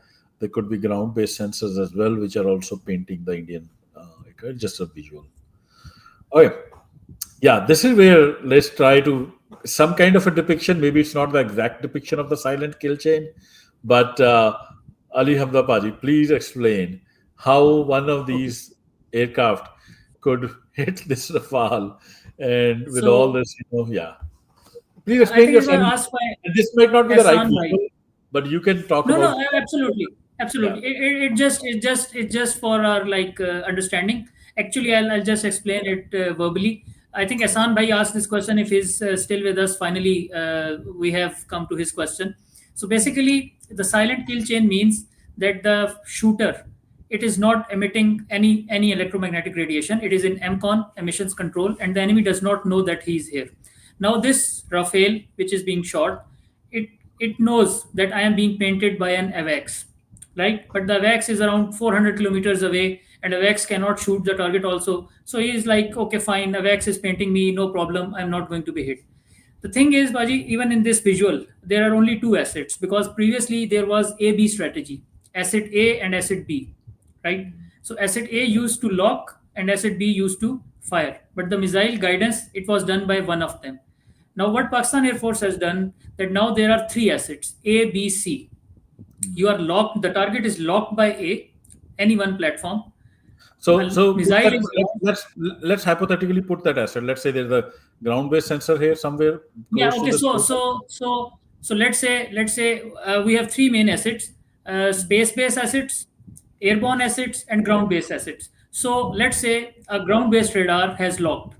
A ground-based radar has locked a target, Okay. and now the shooter is given through data link the information about the target. It Okay. shoots blindly.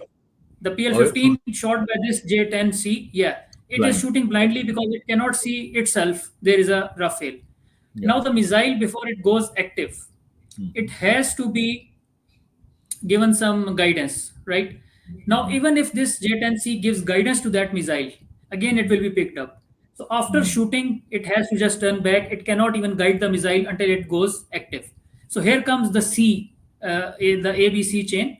Here comes the C platform. Let's say it's the AVAX. Yeah. So ground based, yeah, A has locked, B has shot J10C, and the AVAX has guided that BVR till till the time around, as I said, it's let's say 30 kilometers for it can be different. The ranges can be different depending upon the altitude and the aspect of the target. But let's just say at 30 kilometers, the missile goes active.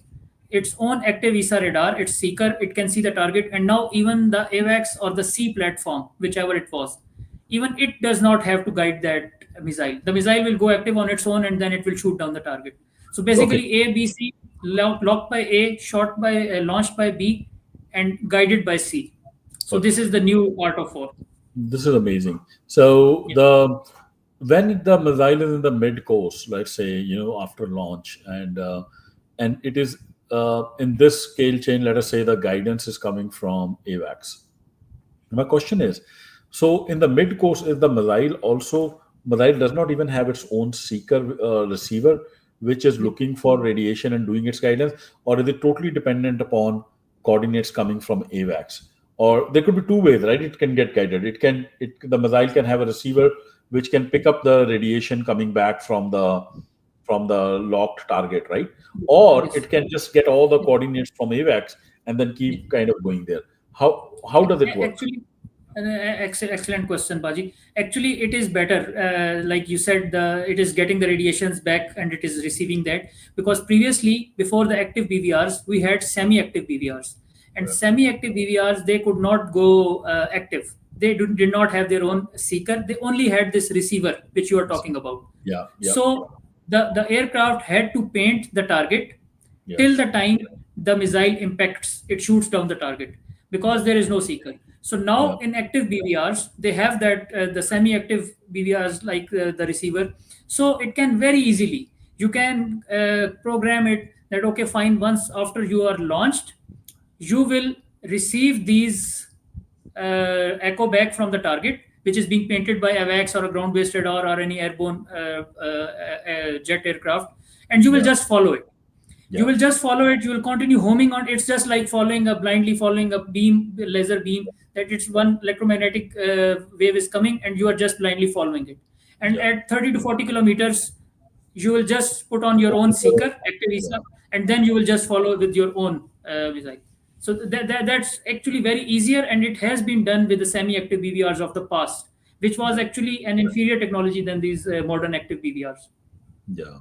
So I assume that this mid-course guidance that we talk about is probably then just missile reading the ecos rather than having to receive again. Because otherwise, if you have to receive back from the AVAX, then the EM waves are traveling double the distance, right? They're Yes. going back, and that microseconds can make a difference in terms of your And then guidance. it makes it more complicated also, because then you'll have to have a data link in that, it will become more heavier. It is possible, but Yeah. it adds another layer of complexity and another added machinery in the BVR, and then another, like you said, that it will take time also. So by that time, target can move away. So that other is the other technique we talked about. It's quite simpler, and it is very effective and practical. Yeah, yeah. And I think this is how probably the J-10Cs were able to lob the missiles over the horizon, because if they were flying low and they were shooting the missile up, the J-10C probably didn't even have line of sight for the enemy aircraft, and but because AVAX could fly so high up at 40,000 feet or 30,000 feet, whatever it is, it could probably get a better line of sight. And then, as long as it can get the ecos back, the missile will get the guidance from AVAX, kind of, Yes. painting the radar. Yeah, no, this is super. Also, like you showed those visuals in the graphs. I think the top graph of that MRAM, it was showing the loft, the altitude. Any Yeah. at longer ranges, the missile, air-to-air missile, it like the IR missiles, the IR guided missiles, it does not go straight. It doesn't go directly. Yeah, I Yes. think this top one is altitude. Altitude, So correct. yeah. So all modern VVRs, whether it's MRAM or it's PL15, at longer ranges, they initially loft, and Yeah. they go up to like this. I think it's the troposphere, the first layer of the atmosphere, 60, 70, 80,000 feet, where it is quite thin air and there is no resistance, and then from there it comes down. Yeah. So even if the shooter is at a low altitude, AVAX has no problem guiding it, even it is lofting up to, let's say, 70,000 feet and then coming down towards the target. AVAX has that it is at 20, 30,000 feet. It has a huge radar, huge range. So it is in its coverage, even after the loft of that BVR. So Yeah. even J10C, they don't even want to know. They don't even need to know where is the target. They just get the message on data link, and then just fire, and they just turn back. Their work is done. Yeah, no, this is amazing. I think this is now it's easier to talk about these tactics, but like the reality is that even if you practice, you've not practiced in real life, because there's a difference in saying I achieved my log, I achieved all the parameters, but will that motor run that long? Nobody knows, like till you actually fire it. Okay. Okay, there are a couple of other questions we'll take, but let's keep moving quickly. We have spent a lot of time. We talked about these where these things fell and what the aspect could be. Okay, yeah, this is a visual I took from this is the 9th and 10th actually visual, where you see from this base the air marshal are showing some BrahMos being fired Yeah. towards them. We'll not talk about that today. I think that's a topic for another discussion? I think that exactly that 400-kilometer range S-400 missile, because if I Oh, this is, remember correctly, that he showed it, and it went down near Dinga, Gujarat, uh-huh. and then the visuals were shown. I think this is that missile of that S-400 battery, that Oh, 400-kilometer range. It was intercepted. okay, got it, got it. Okay. Where is the other gun? Yeah, these are the ones where the Indians actually dropped the Yeah. bombs. The map is slightly tilted, but Muzaffarabad 7, Kotli 5, Sialkot 2, Shakargarh 2, Muridke 4, Bahawalpur 5. So this is where I think the brilliance, right, of the tactics. Like your air chief allowed them to get the loads off. I think there was an opportunity for them to disrupt the packages, but that would have put Pakistan as an aggressor if they had fired before, and would have put Pakistan in a diplomatic soup. But they allowed the Indians to drop the loads, and then they basically had now the excuse to declare them hostile. First of all, they had the ability to know whether they have dropped the loads or not, and Yeah. and then make the decision in real time to take down that. Phenomenal. Like I think people are not appreciating. I am appreciating because I am from that controller kind of a background. I can't imagine myself ever having done this level of real time decision making that the your air chief was able to do, and such huge decisions being made.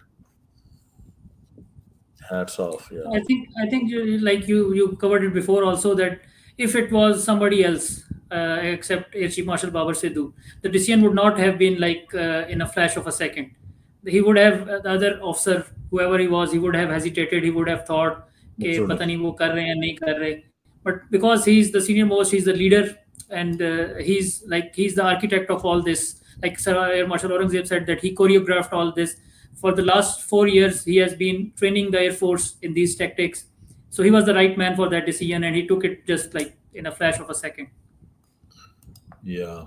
And here is our favorite clip. So finally, after Air Chief Marshal Babar Sidhu, we have another Air Chief Marshal.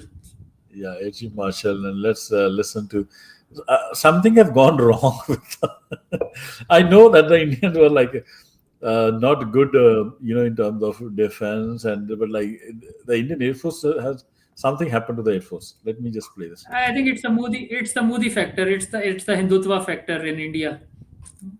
Okay, let's hear what he has to say. New weapons come into the play. For example, PL-15 of China was absolutely new. While we had information of that, the information was the initial version that they gave was 150-kilometer range or so. But clearly, they had the latest version, which probably got supplied before Operation Sindoor, which was 200 kilometers class. So please don't take as if I have some internal knowledge and what happened, but these are the things that get factored in. Just imagine a difference between 150 and 200 plus 250 kilometer. Second, issues like if there's a surface-to-air missiles, the latest ones that they've taken from new weapons come into the. Okay, I take my words back. This guy is not that big an idiot. I was referring to Air Marshal Saha. Okay, and then Air Marshal Dhanoa also I know very well. I served with him. Air Marshal Dhanoa is Sharab and Shabab kind of a guy. He didn't probably care what. He's SK Baduria. He's This guy I is think probably, it's SK Baduria. Yeah. this guy is probably that really surprised. But oh my God, they had a 15, and but it's just amazing, like what statement he's making. Like I think But this is. Taji, it's not like that we or our audience does not know that actually what happened, how Pakistan Air Force did that to IAF. It's actually IAF and their retired Air Chief Marshals also. They still don't know actually what hit them, what happened to them on that night. No, it is. I think it's what is showing up here, Ali, is the deep, what you call degradation of the Indian Air Force generals, and what that has done to their mental level. So what he's saying is he's trying to do, which in Air Force we call it tail clear attitude, right? He's trying to clear his tail by saying, "Oh, it's not me; it is the intelligence," because these guys are genuine. They have no say in where the intelligence comes from. So they blindly rely on what their intelligence tells them. They have no understanding of it. So all that intelligence is a sphere of Doval and all these guys. So he's saying this is intelligence failure. Basically, if they had told us, we would have prepared. But the as you pointed Indian Air out, Force, Indian Air Force is innocent, so it's not their yeah, fault. we are innocent. We were not told, and we might have even asked them a question, and they would have said, "No, no, no, they don't have PL-15." But Yeah. like, so, but even that, to your point, like, even if you don't have intelligence, you will assume that they have. Like, you will use common sense. But then you are not trained in an environment where you have no operational and financial autonomy. Then you basically breed a what you call tail clear attitude rather than an attitude of taking ownership and responsibility. So most of these journals like ਜਿਵੇਂ ਮੈਂ ਕਹਿੰਦਾ ਨਾ ਪੰਜਾਬੀ ਚੋਂ ਦਿੱਲੀ ਜਾਂਦੇ ਨੇ ਉੱਥੇ ਕੁੱਤਾ ਵੀ ਨਹੀਂ ਪੁੱਛਦਾ ਇਹਨਾਂ ਨੂੰ like a clerk of a babu has way more power than a general of the Indian Army, and I have literally seen it. And it's pathetic. It's pathetic in the sense like you will feel bad even if you are the enemy supposed to India, or I consider myself not a big friend of India today. I still feel bad, man. How can a uniformed general be treated like this, right? But then they deserve it because they don't say anything. Like they just play along. Like the way these generals are making a mockery of uniform on their national TV. Like the absurdities that they come up with. There's another guy, Major General Rajiv Narayanan. He's a big celebrity in India. Have you heard him? Like he comes, like they're all mythological scriptures, which are all cock and bull stories. He cooks up any cock and bull story sitting there. Any. Like it's like, man, like sometimes you have to say, stop. Somebody shut this guy down. He makes up any story, I've any heard technology. Major Bakshi, but after Major General Bakshi, I didn't want to hear to any other Indian Major General. Major Major General General Bakshi was enough for me. Major General Bakshi is still a sincere guy. Okay, he's just emotional and he's kind of making like, hey, you can do all that. In old age, this happens. But here are these generals who are just making up cock and bull stories. They have no clue of air warfare. They just make up stories like on the fly. वो नहीं होते नहीं, वो जब अभी हनुमान जी उड़े, उनके मुंह में एक फलाना तिनका गया, वहां से तिनका यहाँ गिर गया, मच्छी पैदा हो गई, मच्छी का बकरा बन गया, बकरे का कुछ बन गया. It's like that, it's just phenomenal. Anyways, but I think we had a very good long space. Oh my God, what time is it? Your time? Midnight, 30 minutes past. 12:35. Yeah, it's exactly the same time of that skirmish. It's 35 minutes past midnight. So it's It's probably the time when the first missile was fired. yeah, something like it was like I think it was 37 minutes past the midnight. So two more minutes, and it's 12:36 now. So it's that same time. Okay, before Ali leaves, anybody have any question? We still have people holding on to the Twitter space. Such a long space. I've never done such a long space. But there are still people holding on. I can see a couple of questions by Wanta Logic. If you can, if you'd like to answer me. Yeah. Yeah. So he's asking that.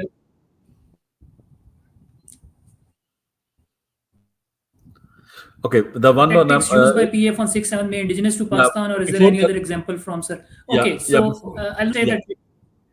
Just hold on. Let me just. There are two questions he asked. Okay, first question is. So is it now established that IAF or their SAMs never for once tried to lock or shoot at any of the PAF jets throughout the 4-day fight? Can you take a stab at that first? I think we intercepted one S-400. Like I said, that we'll hopefully we'll talk about it more in the next episode because it was on the 10th May, and then it is in the next briefing by AVM Aurangzeb. So they did try to shoot that missile on 10th, but on 6th and 7th, as I said, I think their radars were not on because they were afraid of two things. Number one, fratricide, that they will kill their own, and number two, because once you shine that radar, the enemy can see. So like on the 10th May morning, we hit their cheeseboard radar. So they were afraid of that also, I think. So not on 6th, 7th, but on 10th, they tried to use their SAMs. And the second question is, I'll not say the tactics are indigenous, but it was used as operationally for the first time, because as Paji said, that you train, but it is all theoretical. Actually, once you fire the missile and you do it in an operational scenario, you will come to know, can you validate your training doctrine or not? So we were training with all the air forces around the world. We were working on this, but it was done. It is absolutely, I'm sure about that. It was done first time in an operational scenario in the history of air power. It has not been done before. But the tactics, I'll not say they are indigenous, because network-centric warfare is like a concept which is not by the Indians. Indians still don't follow it, but there are other professional air forces that follow this multi-domain ops. Got it. Let me answer this very interesting question Sumit has asked. Okay, and I would say, like, Sumit, I understand this question you're asking, but I think it's kind of coming slightly from your point of view because of this propaganda that the Indian state is pumping in. And even the Indian generals, like, we achieved our mission. Okay, they're like, so what if our 5 aircraft came down? We dropped our load. We achieved our mission. Like, this is foolish thinking. But anyways, I'll repeat his question, and then I'll take a stab, and then I'll hand it over to you. So Sumit is asking, is it not prime responsibility of PAF to stop IAF from dropping loads, rather going for kill and claiming victory? So what victory it is if you failed at protecting? Okay, good question, Sumit. But failed at protecting what? Those 26 things that India dropped. First of all, what were those? Have India shown any, like, what high value targets were they? If they were like going to drop a bomb on, let us say the chief of army, like let us say the whatever ISPR office, or like killed a couple of generals, then what? Nobody knows what these so-called 8 locations that India bombed were even having any high value targets. They claimed after that, oh, there was this guy who got killed, or there's no definite proof of it. In reality, the proof is on the other side. The proof is actually the Indian politicians are on record saying we gave Pakistan early warning. So if they gave Pakistan early warning that we are coming for quote unquote terrorist targets, Pakistan will leave any high value target that they'll say, okay, thank you very much for it, and please do whatever you are supposed to do. We will do what we are supposed to do. And then the aircraft will come and they take them. And if you take these 8 bombs, the 8 places that India dropped, we also have to see at what cost. It came at a cost of minimum 5 as per Trump, but as Pakistan is 7 aircraft. Is it worth the cost? What is your tolerance level of a loss for such a raid? I would say in any objective analyst looking at this will say this was a face palm for. It is not just the loss of the aircraft. It is the difference in the capability that is visible now, that how far behind the Indian Air Force is in operations, which is actually, the real deal, which is actually going to start now, set the stage for a next big war, if not a skirmish.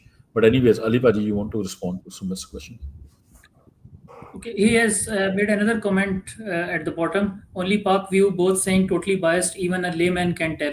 So before even I have answered, or you have answered his above question, he has already called us biased. So I don't think that he will listen to my view, but I'll just briefly try to tackle it. So in 2019, and on the night of 26th February, the Indians, they did their Operation Bandar and the Balakot strikes.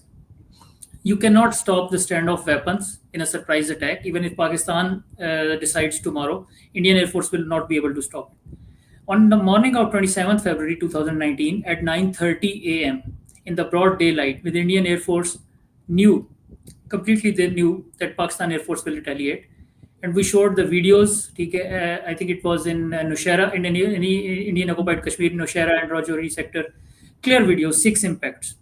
We decided not to hit the military barracks or headquarters. And at the last time, it was TV guided missile. It was diverted to an open area. So the thing is that if you try to decide that I'm going to fire standoff weapons from my own border, nobody can stop it, right? But again, as Paji has said, if I'll say that we have not lost any asset, you will say we have lost even 30s, AVAX, everything, right? So again, there is no fun in talking to you on it, because Pakistan again on 10th May retaliated and destroyed S-400 batteries and targeted 34 bases. But you will say that no, it didn't happen. So the cost benefit analysis, what India lost and what India gained, and what Pakistan gained when they retaliated and not lost even a single aircraft, right? But if you say that no, Pakistan lost F-16s and JF-17s, then again it's a whole moot point. But Paji has very I think very decently and very accurately tackled it. I am trying to tackle it. But if you reply with things like this, that no, Pakistan has lost aircraft and there were a lot of high value targets which were destroyed, then I don't think so, because then you will not agree to my point of view that there were no high value targets, no losses to Pakistan, only civilians and some army personnel, Air Force personnel, they were martyred. And the price on Indian Air Force, that was huge, right? So Just to add, that's my point. just to add one finer point in this, Sumit, what you have to understand is that and we're sticking to 6th 7th May, okay? On 6th 7th May, there was no war ongoing between India and Pakistan. Where the aircraft come, this happens most of the time. We Indians do get airborne and they come close to the border and they return back. So Pakistan, even if they had it within their ranges, they will not be able to tackle, they will not fire at these aircraft until they do two things. They either cross the IB. Even then, they cross the IB. The current agreement, at least when I was there, they, you are not supposed to shoot down the aircraft. You have to make sure they commit a hostile action. So different countries can have different SOPs. They have to commit a hostile action after which the Pakistani Air Force will shoot them down. So what is the hostile action? They have to drop some loads. They have to, and in this case, you have to hats off to the Pakistanis. They were able to see the hostile action and declare the aircraft hostile even when it has not crossed the IB. Look at the capability. You are not getting the point, Sumit. The Indian aircraft dropped the loads from their side, and the Pakistanis have the capability to read, oh, they have dropped the load, now let's fire them. And they shoot them while they were on the Indian side. Coming unannounced on a peace, in a time when there is peace, there is no war ongoing, and first time being able to drop a load is not a big deal. Anybody can do that because you are not going to be shot at until you drop the load. Okay, so get that point. So that nuance is huge. Okay, so you might not get it because your air marshals are telling you the lie. We achieved our aim. Like, what is the big deal in achieving your aim? You were not going to be intercepted until you dropped your load. So what is the big deal? The skill would have been, once you drop the load, you should have returned back safe. Then we would still have called, okay, some level of okay. Even then, I wouldn't have given a lot of marks. Okay, I would have assumed that everybody should return safe from this mission because the surprise was with the Indians, and you are dropping it from the Indian side. But imagine this. This is not a double, triple. This is a 10 times heavier slap that you are dropping standoff weapons unannounced. You have the surprise, and you can't come back safe to your own bases. You see the enormity of the loss that India has the Pakistanis are loving it that the Indians are not reading the situation. Okay, I am trying to help the Indians. If anything, But you I think he has made a comment that I see logic. So I think you have convinced him somehow, because this is exactly, I missed this point completely. That the first Sumit's first comment, that how Pakistanis were supposed to protect. So if the Indian aircraft are inside Indian airspace and they are not firing bombs at the Pakistani targets or not crossing international boundary, will not be so shot. if I shoot them down, then it is actually an act of war. Then I am the aggressor, right? I am not doing any self-defense. So self-defense will start, like you said, Pajik, that if they do something aggressive. So before that, I cannot do anything. I can stop them, I can shoot them, but then that will be an act of war on my behalf. So that's why that initiative is always with the aggressor. But I think you have explained it very nicely, And and if you he agrees with. go back to that briefing of Air Marshal Aurangzeb, where he says our air chief then changed our rules of engagement in the air. Okay, he is highlighting, look how good my air defense is, that we were able to see that you have dropped the load. It's not easy to see, like, dropping the load. Like, how do you pick up a small bomb being dropped by an aircraft? They had a multiple means to get a confirmation whether they were listening to the RT or anything. And then the air chief, and even if it was a normal officer like me, I would not have been able to change the rules of engagement. I can tell you right now, because my neck would have been on the line. Next day, court martial would have been waiting for me if I started a war without no reason. And but the air chief was there. Okay, it's phenomenal, Sumit. Like, there's a lot for the Indians to learn if they really want to learn. But if they want to be in a universe of their own, then God forbid what's coming. Anyways, OC, we have a couple of questions here, but before going, we have somebody has raised their hand in the space. OC, go ahead, ask your question. Ji, thank you very much, Harjeet Paji. Assalamu alaikum, and Sat Sri Akal to both of you. Excellent space. Always find it very, very, good to listen to your spaces, all the technical knowledge. But my question is for Harjeet Saab. Harjeet Saab, do you have any of your colleagues from Indian Air Force who could be a pilot, maybe a retired one? And is there any chance you can, bring them to these spaces so that at least whichever Indians are listening, they can listen from the Indian pilot technical side? Any chances of that? They could come in anonymously under fake ID or whatever. Yeah. No, I would love to. Honestly, I've been thinking of, and I've not tried enough, but I'll try. But I think it might be very difficult because on the Indian side, the moment you speak truth, the government there basically calls you a terrorist. So and they're brutal in this. Okay, so they were like going around in the villages in Punjab, threatening villagers from sharing even those videos. Like if you even share a video which the government doesn't want you to share, it is a straightforward. They have laws like UAPA and all. So I will be very. I think I have to be. People like me can speak up because we are sitting outside. We are no longer Indian citizens, so we don't care. And बाकी साडा सिक्खां दा वैसे ही थोड़ा दिमाग खराब होता है. No, I understand that part. But whoever comes here, they only have to talk on the technical aspects, just like you and Hamza Saab is, having a conversation. Nothing about being India being bad or good or Pakistan being bad or good. No political fluff. Just pure technical, arguments from the Indian side or the Indian piloting cater. That's what I was thinking about, and they could, come in anonymously. I'm pretty sure you and Hamza Saab can make out if the guy is a pilot or not, just by their No. We can try. The issue also is like even if they come, that will be very, very fun. No, I can try, but even if they come, the problem is they cannot take any line which is not in sync with their mainstream media and the government line. That is the problem. So the guy might be honest. Like you can call Abhinandan, and Abhinandan himself might be a very honest guy. But can Abhinandan claim here that okay, I didn't shoot on an F-16? He can't. So that is a very fundamental issue. But we can try. I think it's a good suggestion. And I've tried in the past with some army officers, and they're always hesitant. They promise, but they never come. And we can try to maybe talk to an Air Force officer and see if somebody is willing to come anonymously. Anonymously, like the Indians are like they're pretty dirty the system down there right now. Anyways, we can try, but good suggestion. Let's pick up another question.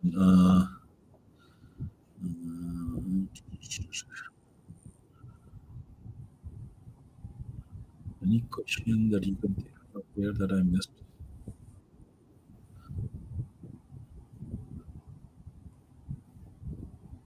I think we covered most of the questions. Okay, this is awesome. Alipaji, this is great. Before we go off, I don't know how much I would love to do next space. Also, a bit about 9th or 10th. I have very little knowledge of what happened 9th and 10th. Maybe that's a space if you can prepare a bit and enlighten us. I think if somebody who has more knowledge on what happened on 9th or 10th, I think I'll be super interested. Actually, Bari, I know all those who are still serving, so they are very hesitant because we are retired. So the veterans, they do not have the same issues the serving officers have. So even with the some details which some people will share, but they request that please don't divulge this information. But this is a very good idea, and the other Sir Aurangzeb's and the DGISPR's other presentation, which was I think on 11th after this 10th May. We can do it exactly in the same way, and it will be like because that was a shorter skirmish. There was only that S-400 and then the Fateh missiles and all that. There was no air war and there were no kills on both sides. So it's just the air to ground hits by Pakistan Army, the Fateh 1 artillery rockets. And then the PF JF-17s, they took out the cheeseboard radars of S-400 batteries. Again, not to claim that the whole battery was destroyed, because it's a huge infrastructure. You cannot just take out with one one single 1 or 2 missiles a whole SAM battery. But if the radar is gone, then the battery is blind. So we can do that with Sir Aurangzeb's that other presentation, and then we can talk about that. And again, the people can ask questions, and it will be a great idea for the next space. Got it, got it. And I'm trying to see if I can find our friend. Let me share a couple of, like, is this into your knowledge? Because it is important. Because if the Indian state is lying, I will be highly thankful if the Pakistani side can confirm the names of any pilots who died in this, right? Because if the Indian state is lying, the liar the liar, right? But any soldier, right, whether Pakistani, Indian, they deserve to have their glory, right? Especially after death, right? So, to my knowledge, it seems many Pakistani analysts are claiming that this guy was KIA, Squadron Leader Keshav Yadav. He was the MiG-29 pilot as well. To your knowledge, is this something that you can back up, or do you think that this you have no way to confirm or deny this? I've seen these on social media, Paji. So again, officially, I have no contacts. I have myself seen, but it raises the question, because it is very easy for Indians. Like there's everybody is asking here about Shivangi Singh, the wing commander or squadron rising of Rafael pilot. So the point is that if that account is wrong, that Pakistani OSAT account is wrong, how difficult it is for Indians to just bring him and Shivangi Singh, and there are a couple of other names also, on a live interview, and show that the Pakistanis are liars. Okay. It's been from 7th May, it's like almost like 3 months now, in August, like on 7th August. So I frankly, I do not know, but this begs this question, that why Indians are not refuting these claims. So that adds some weight to these claims, that maybe they are right about these. There are some intelligence sources also, and I'm not privy to those details. But maybe he knew someone in the like intelligence sector, and he told him that, okay, don't take my name, but show this picture. And as I said, Shivangi Singh is a big question mark. Where is she? And why not just like before that, before the 7th May, she was like a PR campaign. You will see photos of her, videos of her, and now nothing, not a single peep. So that I think that that begs the question that something is not right. Yeah. So maybe there is some truth to these details. Yep. No, I agree with you. I think given how long Indian government has been silent on Shivangi, and there's something wrong there. And but I appreciate. I think we are kind of at the end, and we've taken a lot of time. But yeah, before I go, just want to quickly show to people now, because we are into that. This is the brilliant work done by Yeah. Cypher. This is right at the time, I think 30 minutes past midnight. These were the international flights entering from Lahore to over Amritsar. They were supposed to turn south towards Delhi, like this, with my cursor moving. But right in the middle of the skirmish, the Indians, rather than diverting, letting them follow their right path towards Delhi, diverted these flights right into up north towards Srinagar, which is basically right into the middle of the battle. You guys all have seen where all the aircraft have come down. The Indian have a lot to explain why they diverted to this side rather than diverting either to the south or letting them follow the international airlines, follow their set flight path through the ATS route. To me, I think that's kind of endangering their life, or almost using them like human shields. Maybe the idea was that one or two of these civilians aircraft will come down, and there'll be a lot of international hue and cry, because the Pakistanis will get blamed for shooting them down. So, I think this matter has to be raised. I still didn't get enough time, but I'm probably going to write personally a letter or some kind of a petition. I have to figure out to ICAO, like the International Civil Aviation Organization has to take notice of this. Alibaji, what do you? Absolutely. This is like basic, you have briefed it very well, that the normal route is From the west, you cross into the from Pakistani Punjab to Indian Punjab, and then you turn southeast towards Delhi. Some of these flights were bound for the Southeast Asia, like Vietnam Airlines was going to Hanoi, and there was another, I think Thai Airways, which was going to Bangkok. So the normal route is, as you said, that you just cross into India, and the Amritsar ATC clears you from the Lahore ATC. You come to Amritsar ATC. That okay, you are clear to move towards Delhi, or follow that ATS route towards south and go from India to Thailand or Vietnam.